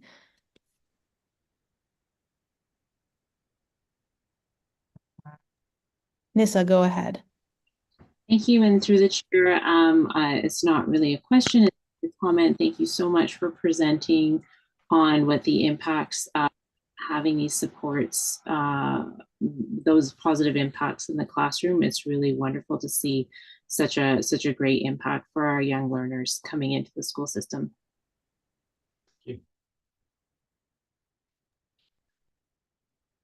Thanks, Nissa. Trustee Painter, go ahead. Yes, I found myself looking at the slides in the agenda package, pages 23 and 24. They look at CSL data for language arts, and they're comparing term one and term 3 for 5 in the first slide, and then 6 to 8 in the second slide. And one of the things, and I anticipate this is, one of the challenges with having to select a set of data, it's hard to tell what the consequence of this focused literacy instruction is here. Across the board, we're looking at it looks on average about 3% difference between term 1 and term 3. And when I think about 3%, that's works out to less than a student per class who's managing to move from emerging to proficient. And I know that that's deceptive right off the bat. And it's clear from the presentation that many kids are benefiting in many ways. And I don't want to do anything to undermine or my support for that. But I'm really trying to understand what the direct impact in those, for example, the 10 priority schools where we're putting a lot of our resources. I'd really like to see what differences we're seeing in terms of improvements for the students. And I recognize that with basically a 4-quadrant kind of reporting system, it's really difficult to capture the fine tunes between a student who may have been struggling to express themselves at all, and then they're halfway through emerging by the end of the year, and it doesn't necessarily show up easily in this kind of reporting. But I would like to get a better understanding of where these students are sitting. Same thing with English and French immersion. We've got 2 distinct populations there, to my understanding, and I'd appreciate it if we could break out some of those to really try to get as granular as possible and understand what the direct impact is. And then I'll ask one more data question and then I'll drop it for now, Chair. And that's with respect to what I'm assuming is FSA results for on page 25 and is it 24 and 25 or?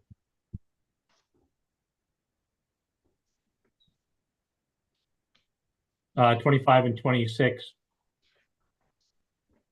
And what struck me as interesting here is that again, we've got gross data that really isn't speaking to the specifics of what might be going on in a given school or given classroom. So tons of caveats involved. But when I look at this,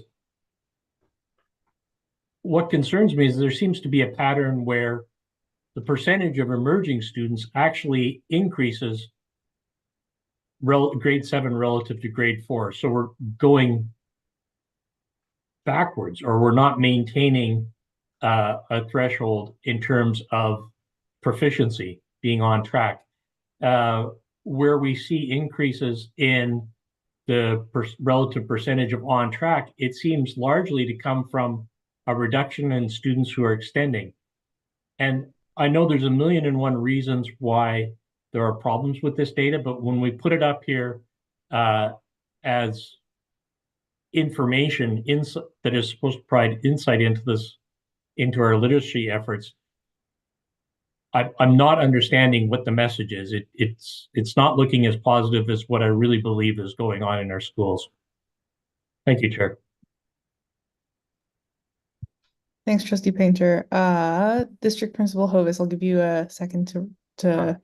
And those and Trustee Painter, those are some really big questions, and I want to recognize that. I think some of the challenge is when we look at our CSL data, and I think I mentioned this in the presentation, is we don't necessarily have, or we're not able to provide that teacher feedback and student self-reflection in addition to where students are on the proficiency continuum.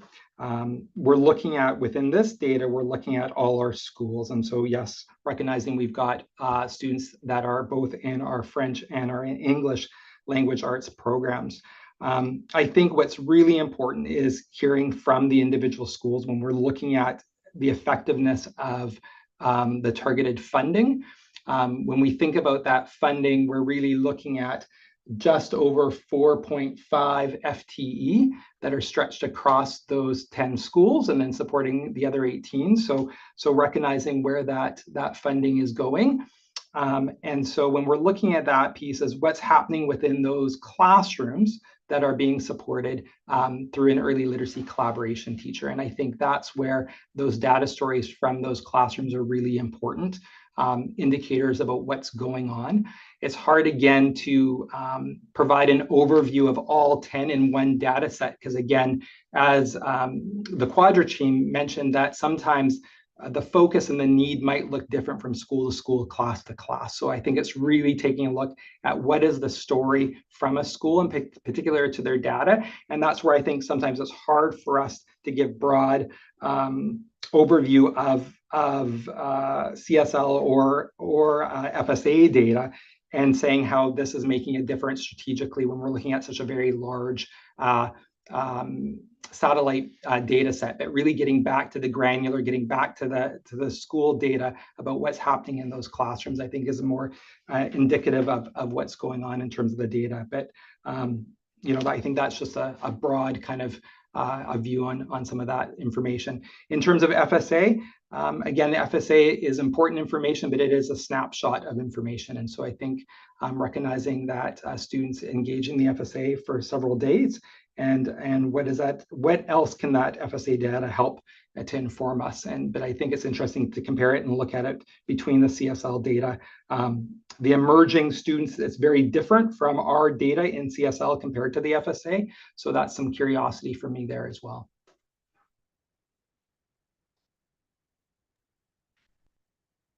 Thank you so much. Ilana, go ahead. Thank you, Chair. I just had a few questions.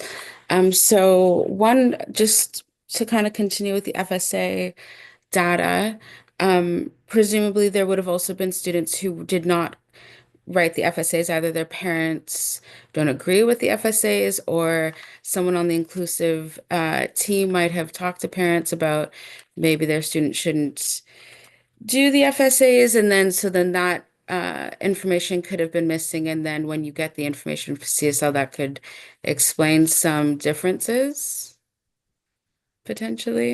Yeah, I can tell you, I don't have the exact numbers, Alana, but I believe that I'd have to look at that based on what those numbers were, but I think we're looking at just over 50% of our students wrote FSA last year. And then when talking about how in September, the whole team, including SLPs, were mainly focused on kindergarten, what did then the support look for the other grades during that month? Jan, do you want to speak to that? oh, bring the camera down.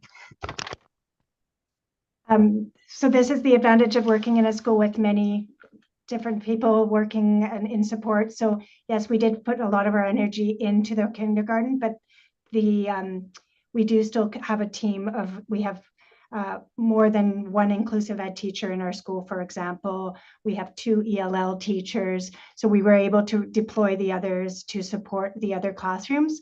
And there's the one thing about Quadra is also that we have, I'm a VP with a lot of admin time, which allows me to be really in classrooms, supporting students, working with teachers, supporting these kinds of initiatives.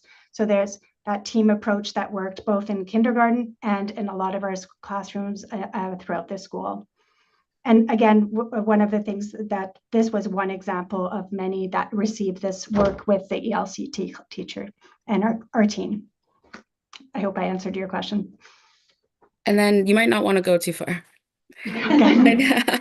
My following question is, there was mention of an assessment tool, a screening tool, but there was no talk about which screening tool that was.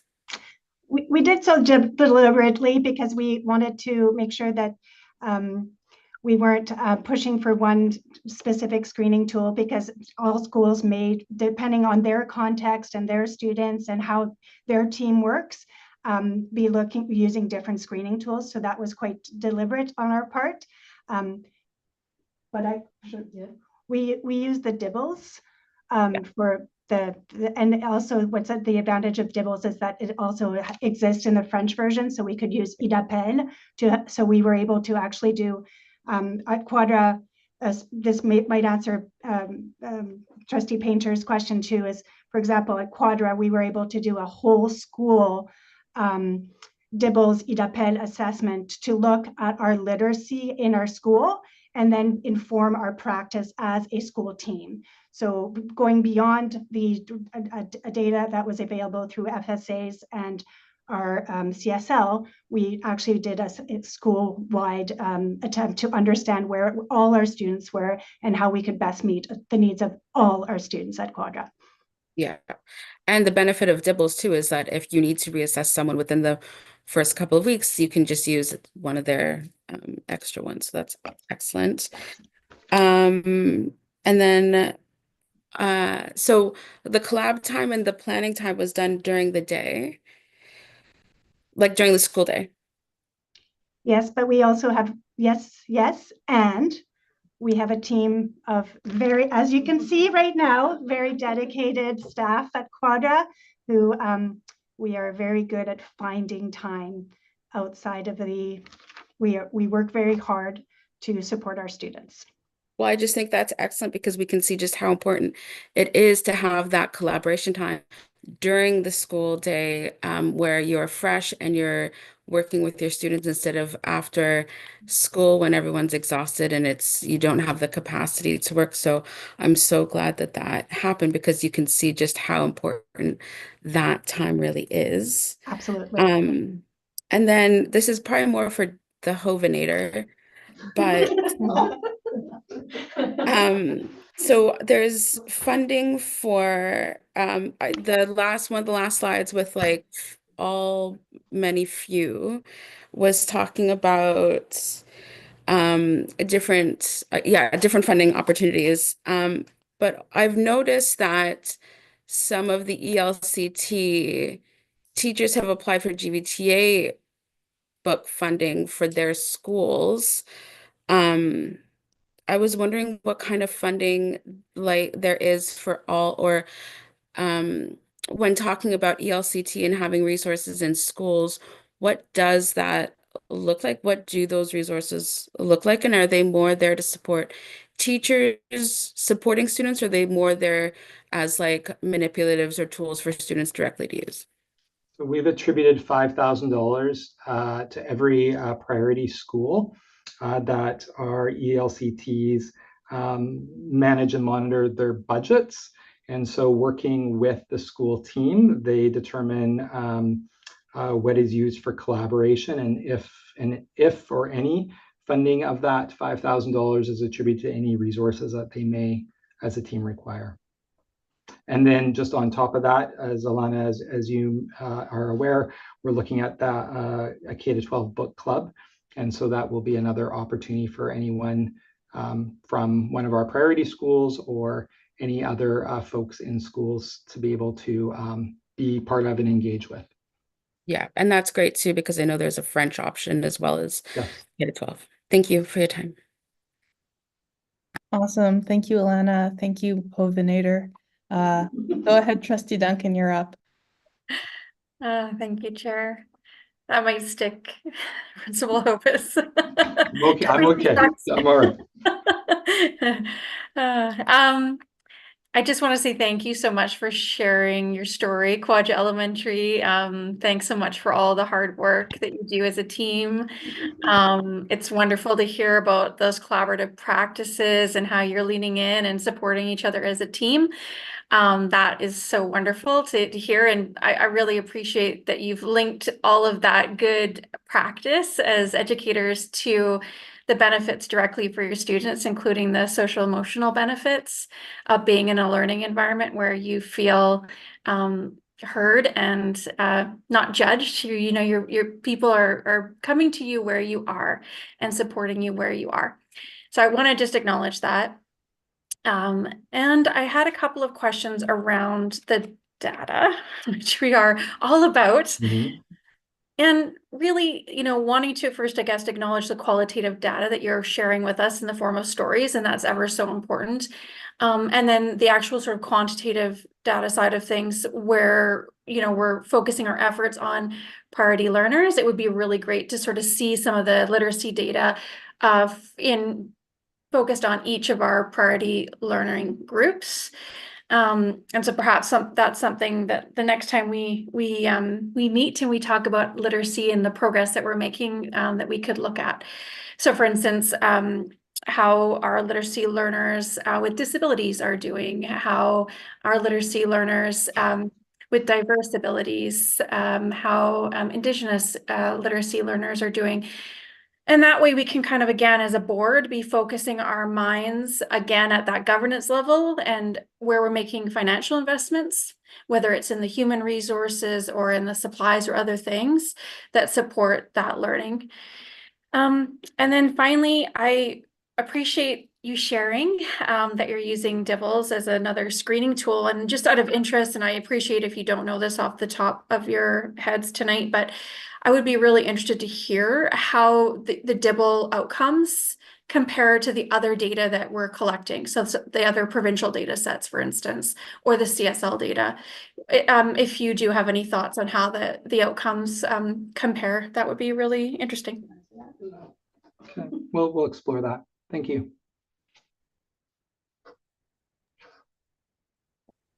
Here we go, just unmuting myself. And go ahead, Trustee Painter.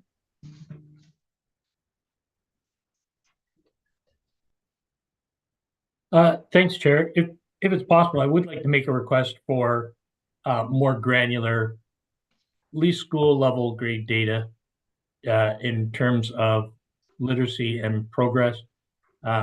I appreciate that might be the confidential level that we may require in camera, but I think that's really important to get beyond the district level data and the confounding factors of English versus French versus grade level versus different schools, and really get an appreciation for how effective this, not simply how effective it is, but where our successes are, where our challenges are. I'd like to, and I am reminded that a significant portion of the funding that is going into supporting literacy came about as a result of a decision to end the Reading Recovery Program, which was focused on some of our most struggling students.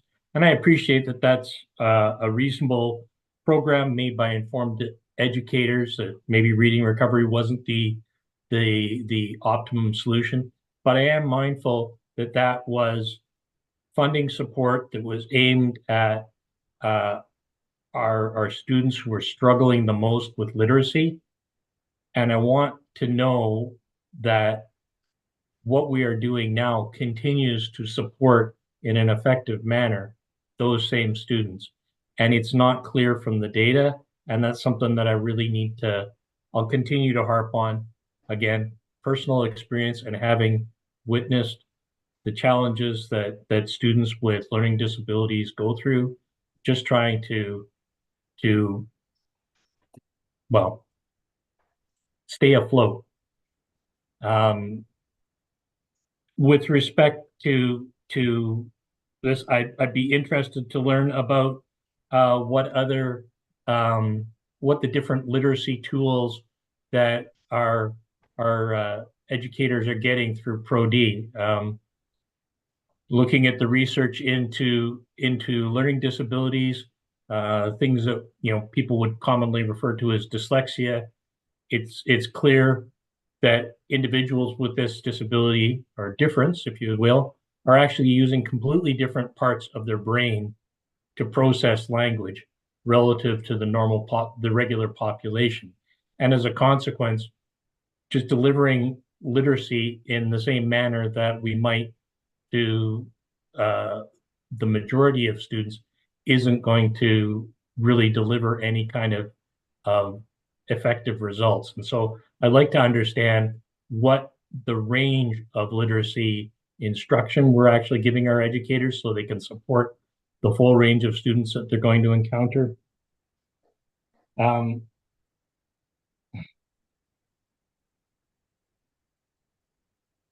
Yeah, and none of this is to speak down to the obvious successes that we're having. It's just this is something that's near and dear to my heart. I'm really keen to understand how it's working, and if there are needs that we're not yet meeting, I want to understand that. If there are successes, then I want to see how effectively we can transfer those successes to other school communities within the district so that we can all benefit from it. That $30 million that you mentioned for the province, it's great news, but it's $30 million across the province over 3 years. So $10 million a year across 60 districts is going to be pretty slim pickings by the time it gets to us. And even though it talks generally in the press release about literacy support, it's also very specific about early screening requirements to identify students with dyslexia and learning disabilities as early as possible. Historically, our district and many other districts had a model that was, we wait to fail and start assessing in grade 4. And if you look at the numbers, our historic records as far as when we were actually designating the majority of students with learning disabilities, it started grade 3 to grade 5. And as everyone knows better than I do, K to 3, we're learning how to learn. 4 on, we're actually trying to apply that. And if we have students who aren't functionally literate at grade level, by the time they hit grade 4 and they're actually expected to apply this literacy to a broader range of topics, they're going to go into a learning deficit that will make it just incrementally harder for them to succeed. So this early learning opportunity, as early as possible identification of kids who are struggling, and then a broad range of different supports that will actually meet their needs in those first few years of education. That's what I really want to understand, and what I really want to know that we're doing to the best of our abilities. If you need more resources, come and tell us. We will work on it. I'm not trying to suggest otherwise, but I really want to understand, and I want to see numbers that will help us get a better sense of how this all fits together. Thank you. Thanks, Trustee Painter. If there are no further comments or questions for District Principal Hovis, I'm going to move us along to the C4 item on our agenda, the anaphylaxis aggregate report. So I will pass it over to Superintendent Whitten. Thank you very much, Chair. As you'll see on page 52 of the packet, this is the 2023-2024 aggregate report for anaphylaxis. In that year, we had 0 incidents reported. And as per regulation 5141.21, this is the report for last year. Thank you, Superintendent. Does anybody have any questions or comments for the superintendent? Go ahead, Nissa. Yes, through the chair, I was just wondering, because as a parent, we get notifications of allergies in our classes and are asked not to send certain foods. So is this directly resulting in the lack of anaphylaxis and in the schools? Is there a relationship there between the support from the school community in how we're providing nutrition to our students when we send lunches, and the lack of or the happy outcome of no allergic reactions that were difficult for students to navigate? Or is there another factor that is driving that? Thank you. Through the chair, if I may. Yeah, great comment, great question. I think it is, we've done a lot of work in the district around being allergy aware. And so understanding the students when they're coming in and what allergies they may have, and then being mindful, certainly in elementary and middle, to mitigate those risks to the students based on what students are bringing in. So the more that we can be allergy aware, the more that we can potentially avoid those high risk situations, the better that we are. And so a 0 report is a good one, although we won't stand by that. We'll continue to look for improvement and continue to be allergy aware and ensure that what we're doing is in the best interest of the students. Excellent. Thank you so much, everyone. I'm going to move us along to C5, Parent Education Fund. Go ahead, Superintendent. Thank you again, Chair. So this is the report for this year, for the 2024-2025 year. We have $3,000, which is available to school parent advisory councils. As in the past, they will have received the information. They can apply for a grant for $250. That allows for them to either work collaboratively with other PACs or go on their own and host a parent evening learning. Last year, as you see at the bottom of the memo on page 53, is information about the grants that were awarded. There were 19 grants awarded last year. You can see the breakdown of elementary, middle, and secondary, and we'll look to provide those grants. What we've done in the past is provide the grant until the money is gone. And so that sometimes takes all year and sometimes doesn't happen all year. So we'll continue to push information out to the PACs and let them know that they can apply anytime. Thank you, Superintendent. Nissa, go ahead.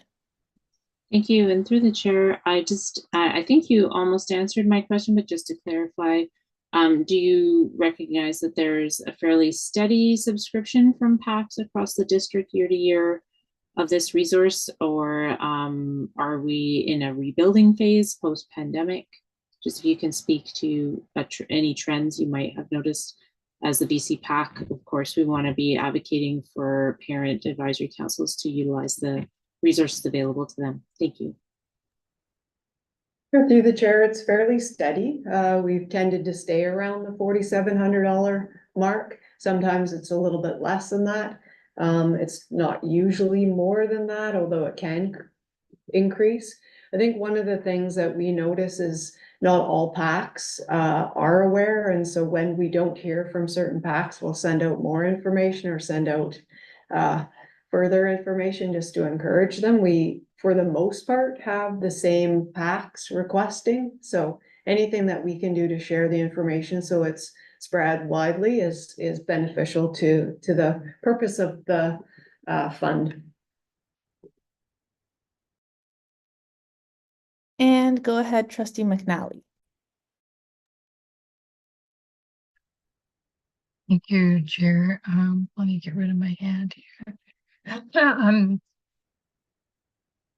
I may be really mixed up here, but I'm looking at the October 7th memo, and it says for the 2024-25 school year, the Parent Education Fund is $3,000. And then in the last paragraph, I read that the 2023-24 school year, $4,750 in grants was awarded to PACs who applied. So,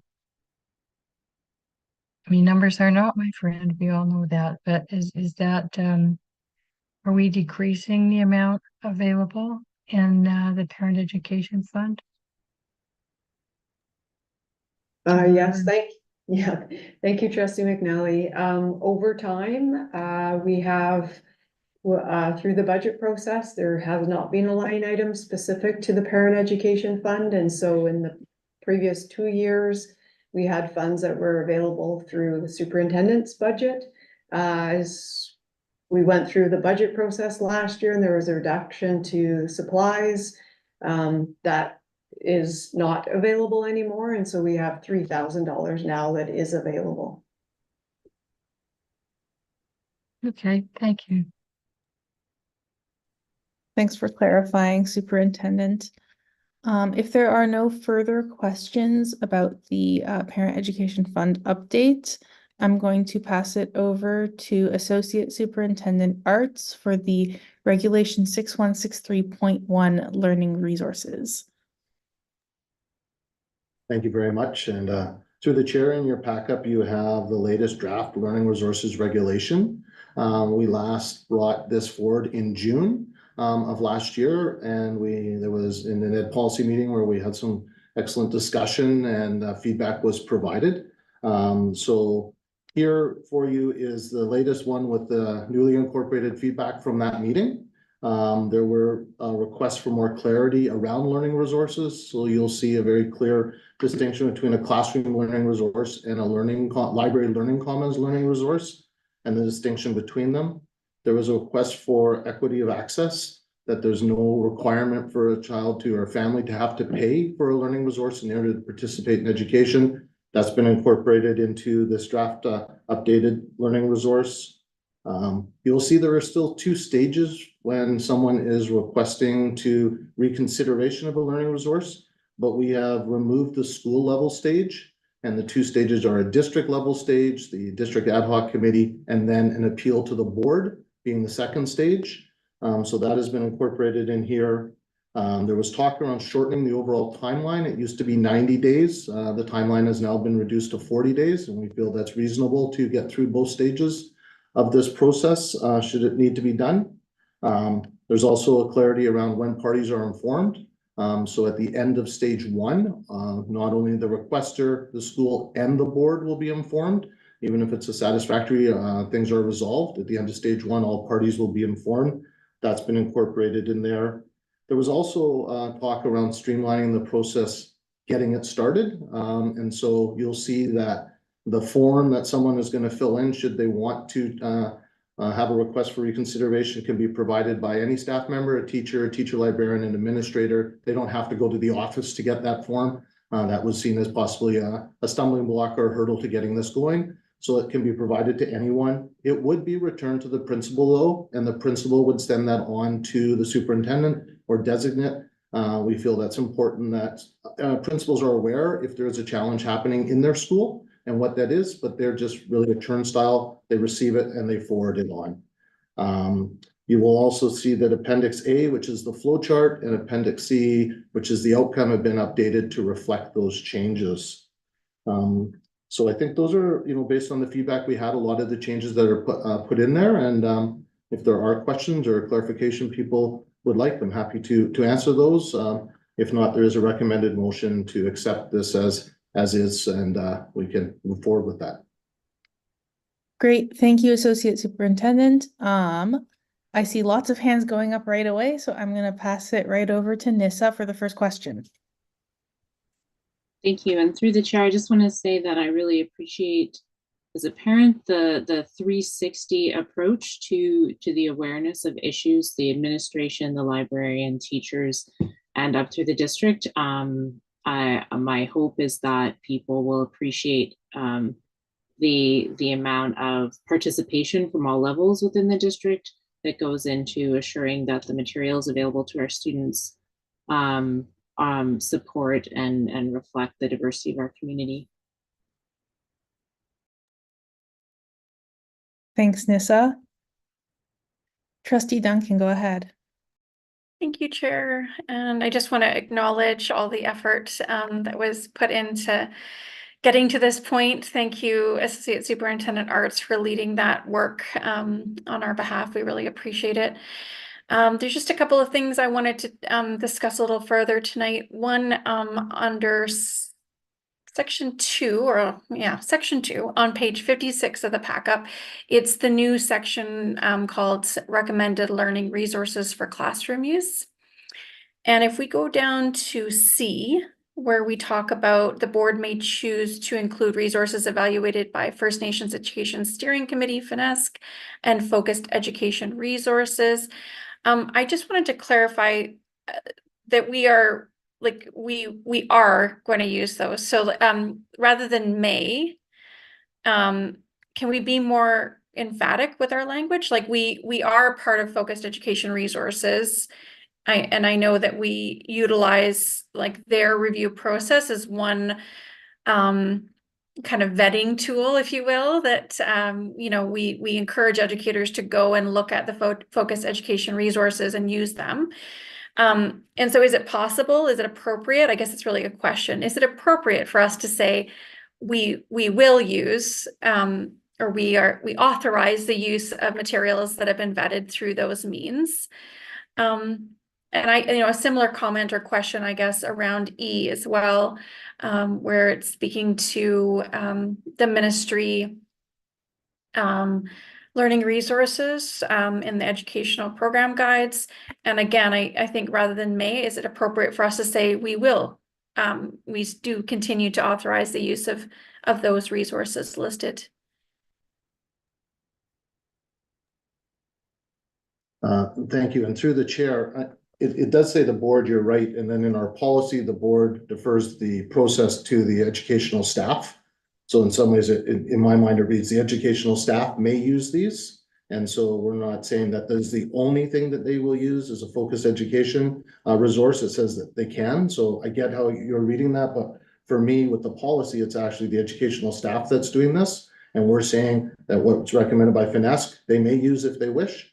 But we're not saying that's the only resource that they can use as a professional with their own autonomy doing that. So authorize is an interesting word. I think that works both ways with that, rather than limiting it to being the only resource that they can use.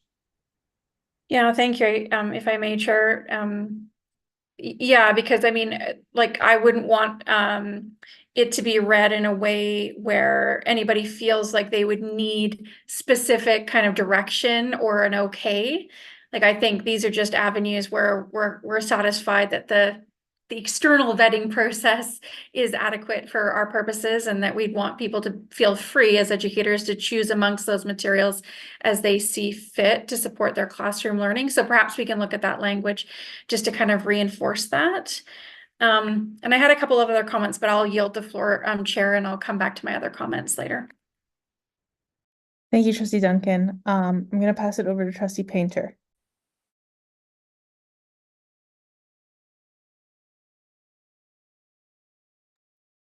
Thank you, Chair.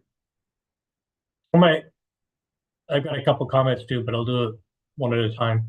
2B, in the Greater Victoria School District, recommended learning resources for classroom use are selected, reviewed, and approved by district educators following the district's approval process using a defined set of district criteria. When I went looking for this, the only thing I could see that resembled criteria were the sort of social criteria in the policy. Is that what this is referring to? Yeah, thank you. And through the chair, yes, it's referring to the policy criteria for the evaluation of the learning resource and the procedures for selection of the learning resource. 3.8 and 3.9 in that policy. Okay. And Chair, my recommendation would be that it's explicitly mentioned or described as those being the criteria. We don't want to oblige people to, who may be parents who this is the first time reading policy and trying to follow along. We want to give them as clear a roadmap as possible to which criteria they should be referring to for this. Thanks. That's it for me, and I'll get back in line. And through the chair, if you don't mind, Trustee Painter, you cut out there for a second at the very beginning, and I didn't hear what actual number you were referencing this in. 2B, is that right? Thank you. Yes, thanks. I managed to mute myself once again. Yes, 2B.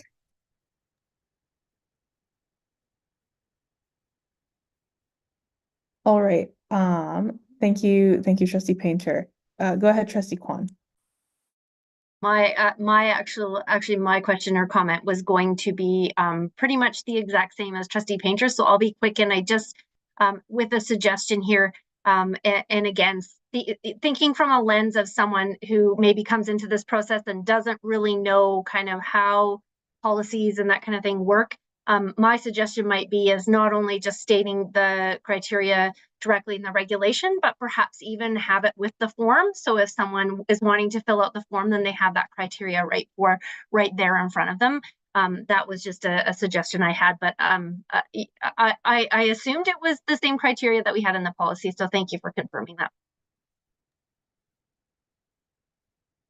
Thanks, Trustee Kwan. I'm going to go to Trustee Duncan first and then back to Trustee Painter. Thank you, Chair. My other thought, and I just again wanted to open up a bit of a discussion on it, was around two things, I guess. The first being if Associate Superintendent Arts wouldn't mind just sort of highlighting the area of the regulation that speaks to accessibility and cost not being a barrier.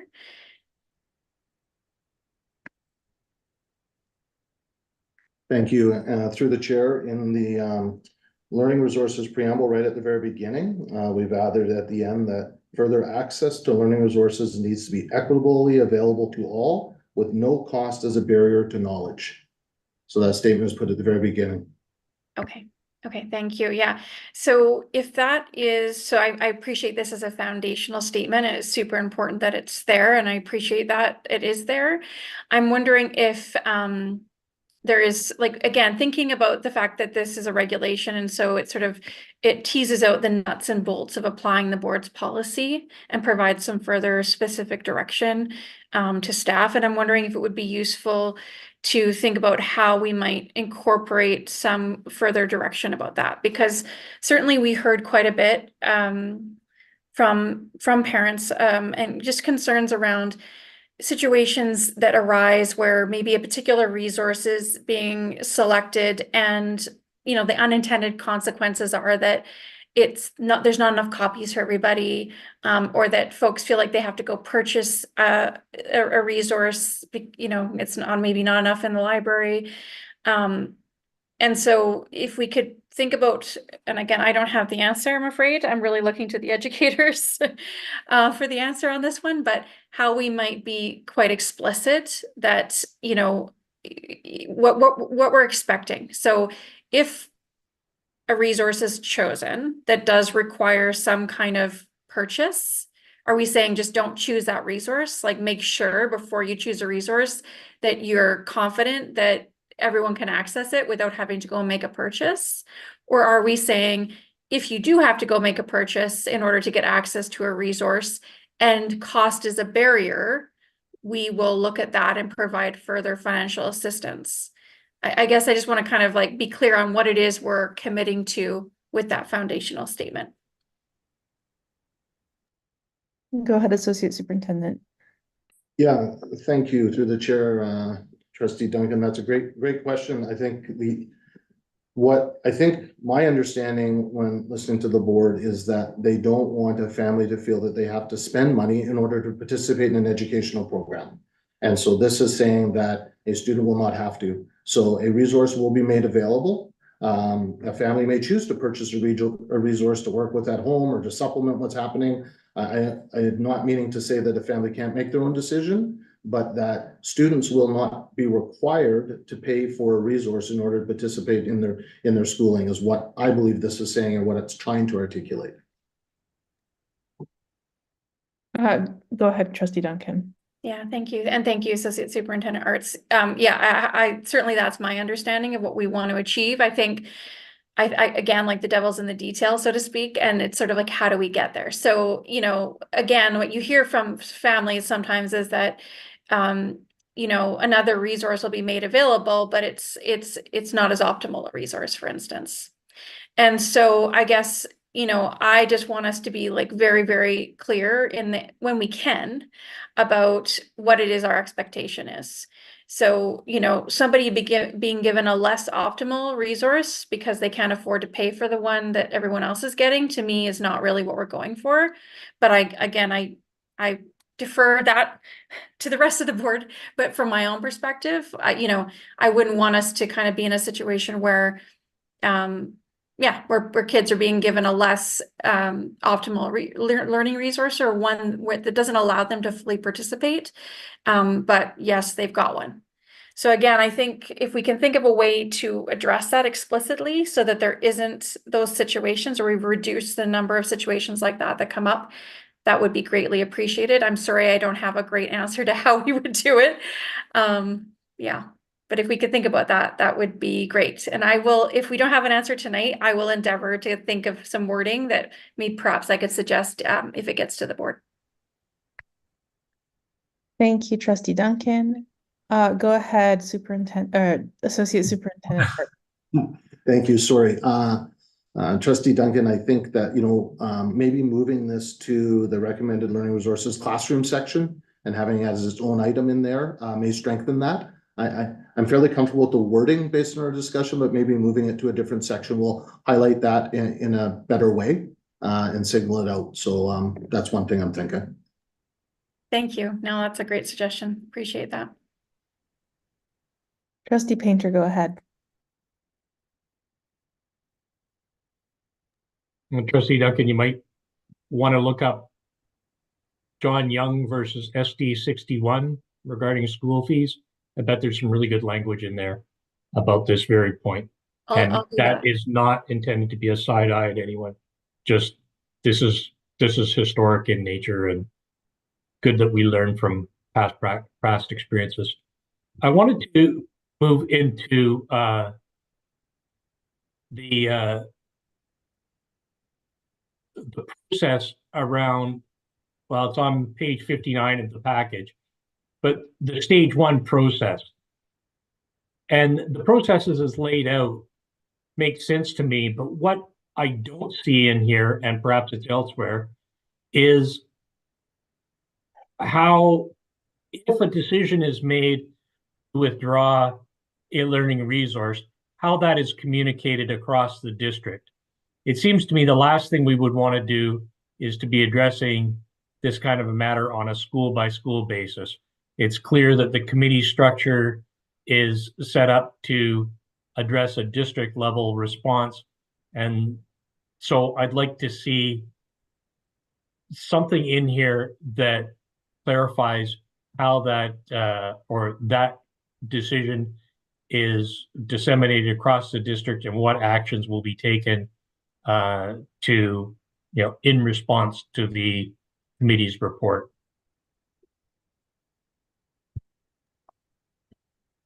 Thank you. And through the chair, Trustee Painter, that's a very good point. I think in some cases, learning resources may be unique to an environment or to a school. They're not necessarily bought by all schools across the, but there may be situations where they are a common resource that is used in multiple schools or all the schools at a level.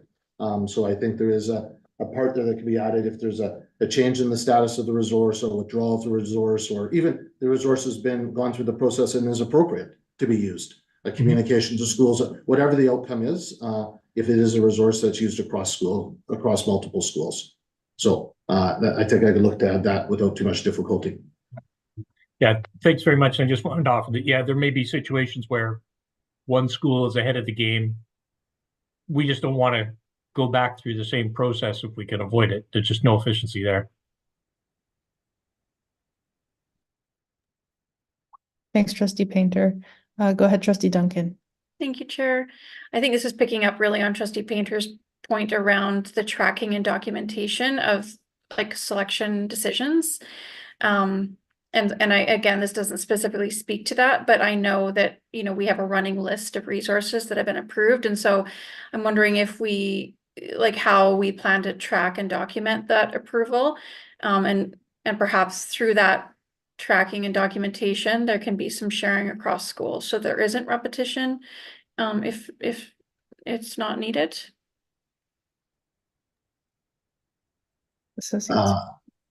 Thank you. Through the chair, sorry. So we do not have a list of recommended resources across the district or stored anywhere. Teachers are working on this on their own or in collaboration with others. Education Now is a real focus on personalized learning for individual learners and where they're at. But what we do or could have is a list or a result of all of the challenges or requests for reconsiderations that come through, and we could document those without any difficulty. But we do not have a master list of all of the resources across the district.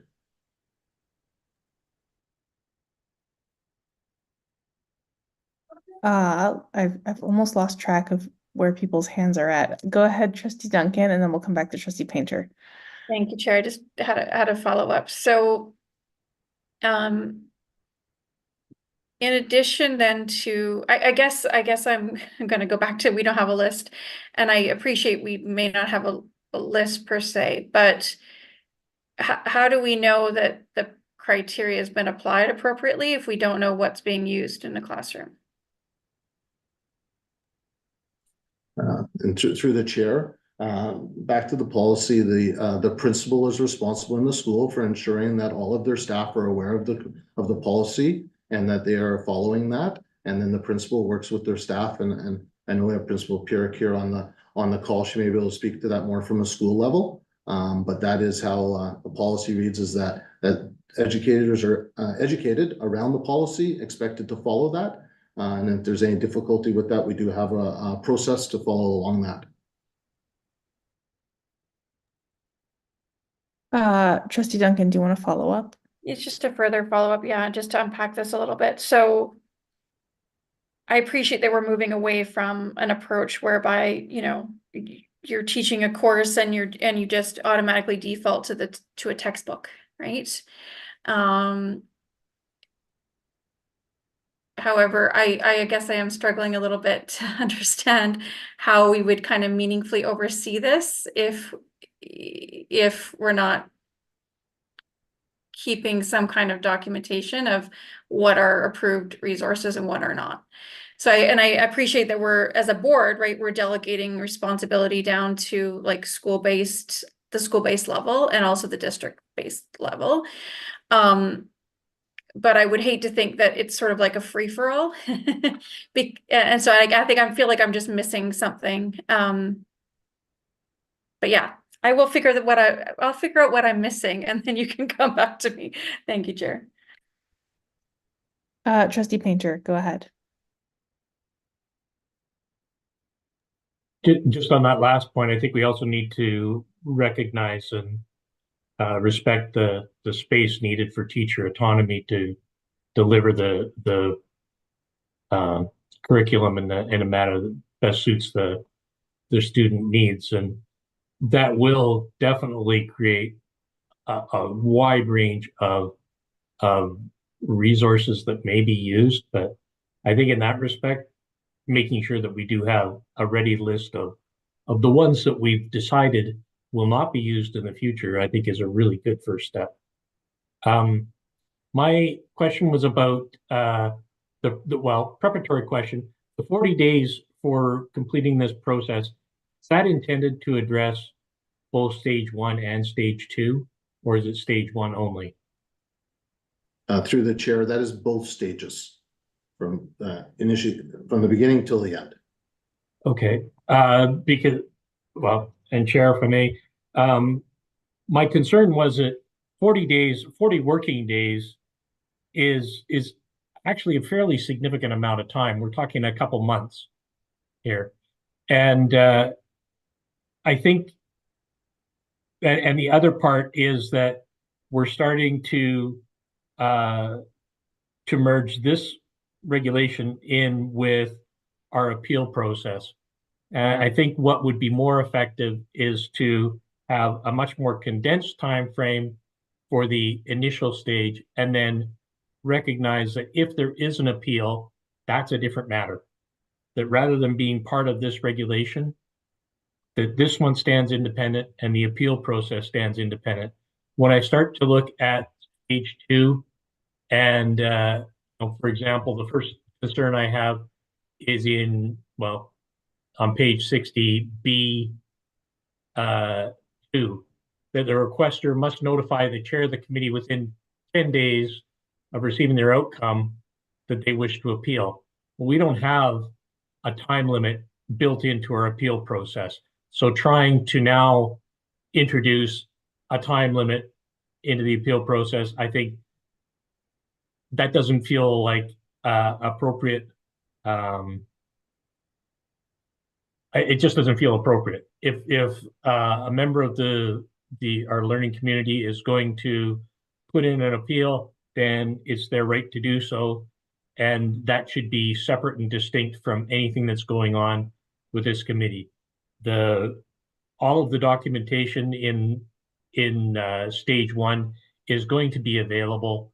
I also don't think that it's appropriate that we are directing the requester to engage with the chair of the committee. They can, and the chair of the committee can pass it on, but we already have a method for filing an appeal in our appeal process. So I really think that while there is some good information here with respect to the information that's going to be provided, I note as well that it doesn't mention that the requester who's making the appeal has an opportunity to actually make a presentation to the board. So we get into that awkward situation of having to basically duplicate the appeal process within this regulation. I think it's much safer and cleaner going forward if we simply say, you have the ability to appeal, and it'll go to the board, refer to the appeal process,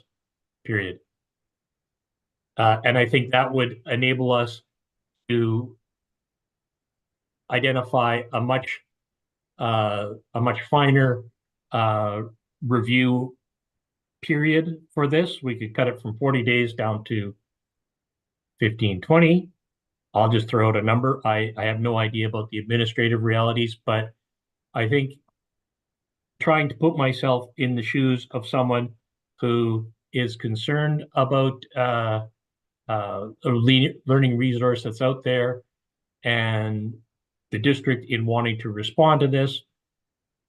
In the number of occurrences that this has occurred while I've been on the board, it has been something that's basically action was taken same day, if not the day after. Obviously, we're going to a more structured approach that's going to cover more situations. But even then, if an issue comes up like this, I will expect it's going to have some profile. There's going to be a lot of interest in it, and it's going to be a priority for staff and the board to address as effectively or as quickly as possible while giving time for full consideration of the issues. So I'd say that's it. Get rid of stage 2, refer it to the appeal process, and then tighten up the timeline. Thank you. Thank you, Trustee Painter. I saw your hand, Associate Superintendent. Thank you, through the chair. Trustee Painter, I just want to make sure I'm understanding what you're saying properly. You're saying to shorten up stage 1 timeline, and then stage 2 is an appeal to the board, which there is already a bylaw around with its own timeline already in place. So the only timeline is stage one. There still would be a stage two, which is an appeal to the board. We would just use the actual appeal process that exists, which is the spirit of what this is trying to say. So I don't think that's a change. It's just, we're not going to apply a timeline to that because there's already a timeline created along that process already. Is that what I understand you saying? That ties it up with a bow. Far more articulate. Thank you. Trustee Duncan. Yeah, thanks. Sorry, to interject on this one, but so our bylaw appeal, I believe, is what Trustee Painter is referring to, and it has specific criteria under Section 11 of the School Act, and so it just wouldn't apply here, which is why we kind of went in a different direction. So, and established a process for considering an appeal. So the bylaw appeal under Section 11, there's certain criteria that an individual would need to kind of, or a bit of a hurdle that someone would need to kind of get over before we would even be able to consider it as a board. And so my understanding was that we deliberately didn't just use the bylaw appeal process because, again, the goal here is for, in every case, regardless of the nature of the appeal or the reasons for the appeal, the board would be that final arbiter, that final decision maker when it comes to resources, which again aligns with the School Act, which places the responsibility for selecting resources on the board, right? So, I guess I just want to kind of say, we should look, like, if we think the timelines are out of sync or too long, or there's not clarity about the right of appeal to the board, we could perhaps build in some language to the forms if it's not there already, or to the regulation by saying like something explicit, like the individual appealing will be told in the stage 1 appeal process about their second stage right of appeal to the board and the timeline or a deadline for doing so, something like that. But yeah, so I just wanted to raise that, and then happy for us to have some conversation. Thank you, Trustee Duncan. Trustee Painter, go ahead.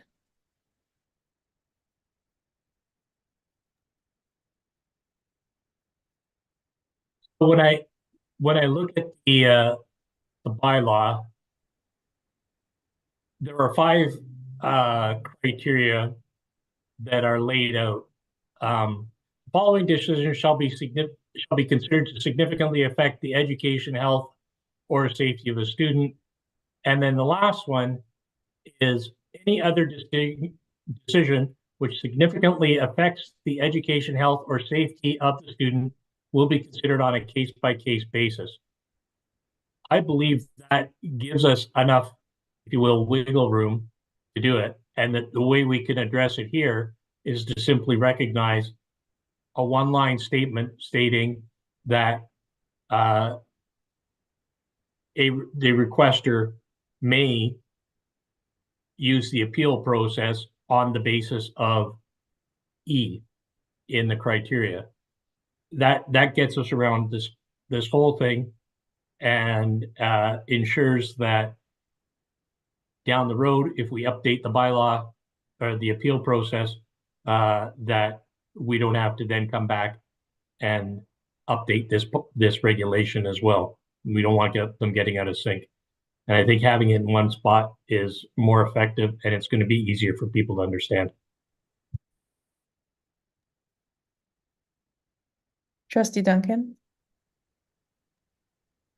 Yeah, no, I appreciate Trustee Painter's point. I'm wondering about timelines. If we were to take that view that in every case we would find that a request to review the use of a particular learning resource would fall within that kind of last catch-all in Section 11. I think it would then just depend on the board, right? And I think it would actually open the door to, like, from board to board, each board would then be exercising its own judgment about whether or not they felt like listening to a second stage appeal regarding a learning resource fell within that, because it is a matter of judgment. And then I think the other thing from my perspective anyways is that the bylaw gives the board 45 days, I believe it is, to from the date that it's notified of the appeal to make a decision. And so those timelines, we just sort of exponentially increase the ability of the requester to get access to a decision. So I think we'd have to figure out sort of like how that would work, I guess, and also the long-term consequence of using the bylaw rather than a separate appeal process. Thanks, Trustee Duncan. Trustee McNally. So through the chair, just question to our trustee chair in general, Nicole, did you want to make an amendment around that issue? So it isn't just floating around out there as two different points of view, because to me, right now, that's where it is. So we do that, we do that. And there have been defenses on both sides and criticisms on both sides. I think we need to decide before we send this forward. Yeah, agreed. And right now, just to clarify, right now it reads as I've recommended, right? Which is that we have a separate second stage appeal to the board. It's not related to a bylaw appeal. So there wouldn't be no amendment needed if it were to continue down the track that certainly I would recommend. But I guess I would say that if Trustee Painter wants to make an amendment, then he can, and we'll kind of just sort of see how the board wants to proceed. But right now it's written in the way that I would recommend, with maybe some tweaking to the language around what would be included in the first stage decision letter, just to make sure that it's clear what the appeal rights are and that kind of thing. Associate Superintendent.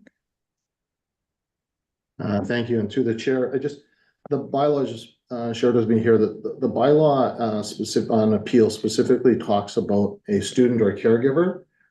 This request for reconsideration allows for a staff member to make a request for reconsideration of the learning resource. And I'm just wondering where that would fit in the appeal bylaw if it's a staff member.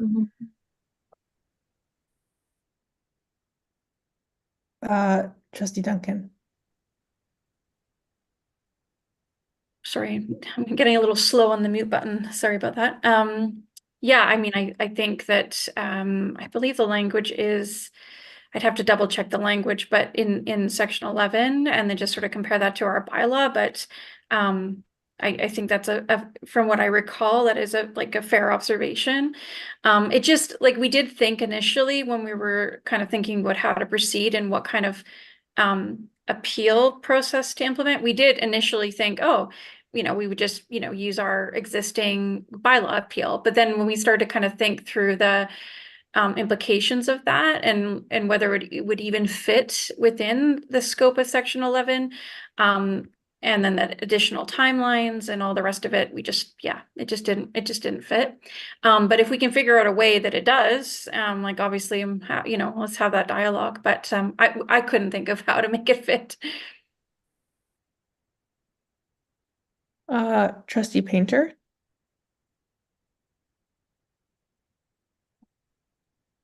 Well, I'll go back to my first thought, that basically a statement that a request that the requester may use this process as grounds for an appeal and be done with it. But I hear that there's a lot more numerous other considerations, members of the school community, including faculty. So if that were the case, then my recommendations would be, one, to provide separate timelines for stage 1 and stage 2. I think at the heart of this, my expectation is that the recommendation that comes out of stage 1 is by and large going to be the decision that stands. It's going to be the people who are most informed about the merits of the learning resource and are going to be able to consider this in a way that honestly is a little beyond the scope of most of us as trustees. who don't have the same educational background. I think that's where we should be putting the emphasis. If we are if we're going forward with this one, then I would say that we need to provide an opportunity for the requester to be able to present to the board in the same manner as the appeal process, so that they can be satisfied that they are making their own case and that the board is not making a decision based upon the information that is being provided on the part of staff. And that just keeps hands clean all around and leaves the onus entirely on the board to make that decision.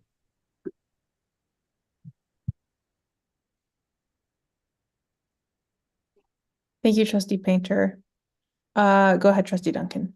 I'm going to suggest an amendment just to make this a little bit cleaner to a couple of things to do with the appeal process. So can we go to page 60 in the packet? And I believe it's Roman numeral 9, if I remember correctly. Right now it just says the requester, the principal, and the board shall be informed in writing of the outcome of the committee's decision.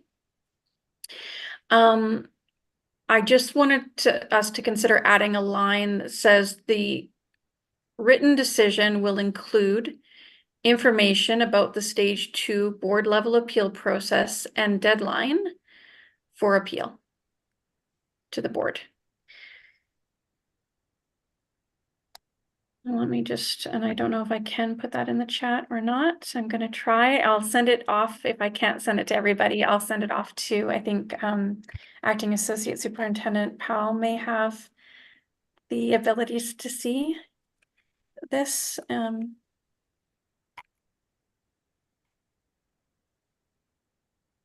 Just so you've got it. There we go. So again, I would just be adding this sentence to what is already there at Roman numeral 9 on page 60 of the packet.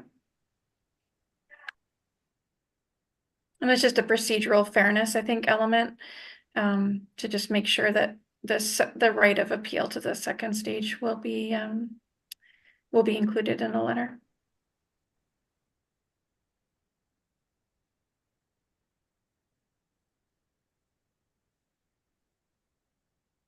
Thank you, Trustee Duncan. Okay, so Trustee Duncan, just procedurally, do we need a motion to make any of these amendments, or are these all, would you like to make a motion? Yeah, please. Again, just like the usual preamble and that we amend the draft regulation at Roman numeral 9. And let me just get the subsection, sorry. So it's, I gotta go way up, bear with me. So it's at, oh no, that's crossed out.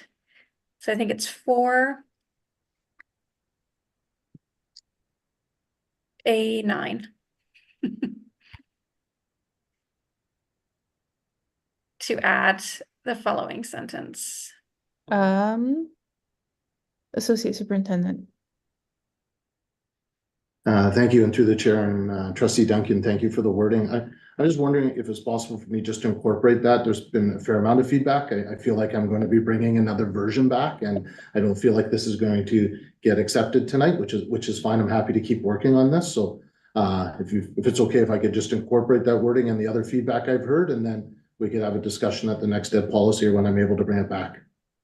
Of course, yeah, I'm at the committee's disposal. So, I mean, there was a couple of other things I can just email those because again, they're process related, or we can share subject to your direction. I can also put them in the chat so that they're there and can be cut and pasted into whatever Associate Superintendent Arts, however he's tracking the recommendations. Yeah, Associate Superintendent Arts, how do you feel about that? Would you like them in the chat or would you like them via email afterwards? Email is probably the easiest for me because then it's there in my inbox. So happy to get the feedback. I've taken notes on all the suggestions and conversation, and so like last time, I'll bring another version back with those incorporated in there, and we'll keep getting closer and closer to the finish line with this one. Yeah, I mean, I appreciate that. I was hoping tonight that we could make some actual amendments so we could move this across, because I also appreciate that you've been working on this for many, many months. And it is an important piece of our work. And while I don't want to rush us at the same time, perhaps we're getting to the point where our suggestions need to turn into motions so that we can get this finalized. But again, I'm at the committee's discretion and happy to take the board's direction on that. Yeah, thanks, Trustee Duncan. Go ahead, Associate Superintendent. I feel like we're getting actually fairly close here based on our conversation here tonight. I would be prepared to bring these changes to the board meeting where we would be, if that was helpful for people to see it there, if that was easier, that would be my suggestion. I think we have consensus on that. Go ahead, Trustee Duncan. Perhaps then we can give some directions that we've got a motion to hang on to on the board agenda. You know, something like the board approves. I don't know what would be best practice here. Associate Superintendent Arts to give you the latitude to make necessary amendments based on feedback, and bring it to the Board of Education for approval, something like that. I believe that we sort of do have a motion on the table about that one sentence we were going to add. Do we want to amend that motion to be a little bit more general for to bring it to the board meeting? Let me withdraw that, Chair, if I may, because I think we probably need to make it a little cleaner. That sounds It great. was pretty specific to add a sentence. So can you remind me what the recommended motion is in the pack-up, and then maybe we can just tweak it a little bit? In the pack-up, the recommended motion is that the Board of Education of School District 61 Greater Victoria accept with an A revised regulation 6163.1 learning resources. Okay, so perhaps the sort of preamble and but we give Associate Superintendent Arts some direction to bring a revised a further revised regulation, so on and so forth, to the October 2024 board meeting for consideration.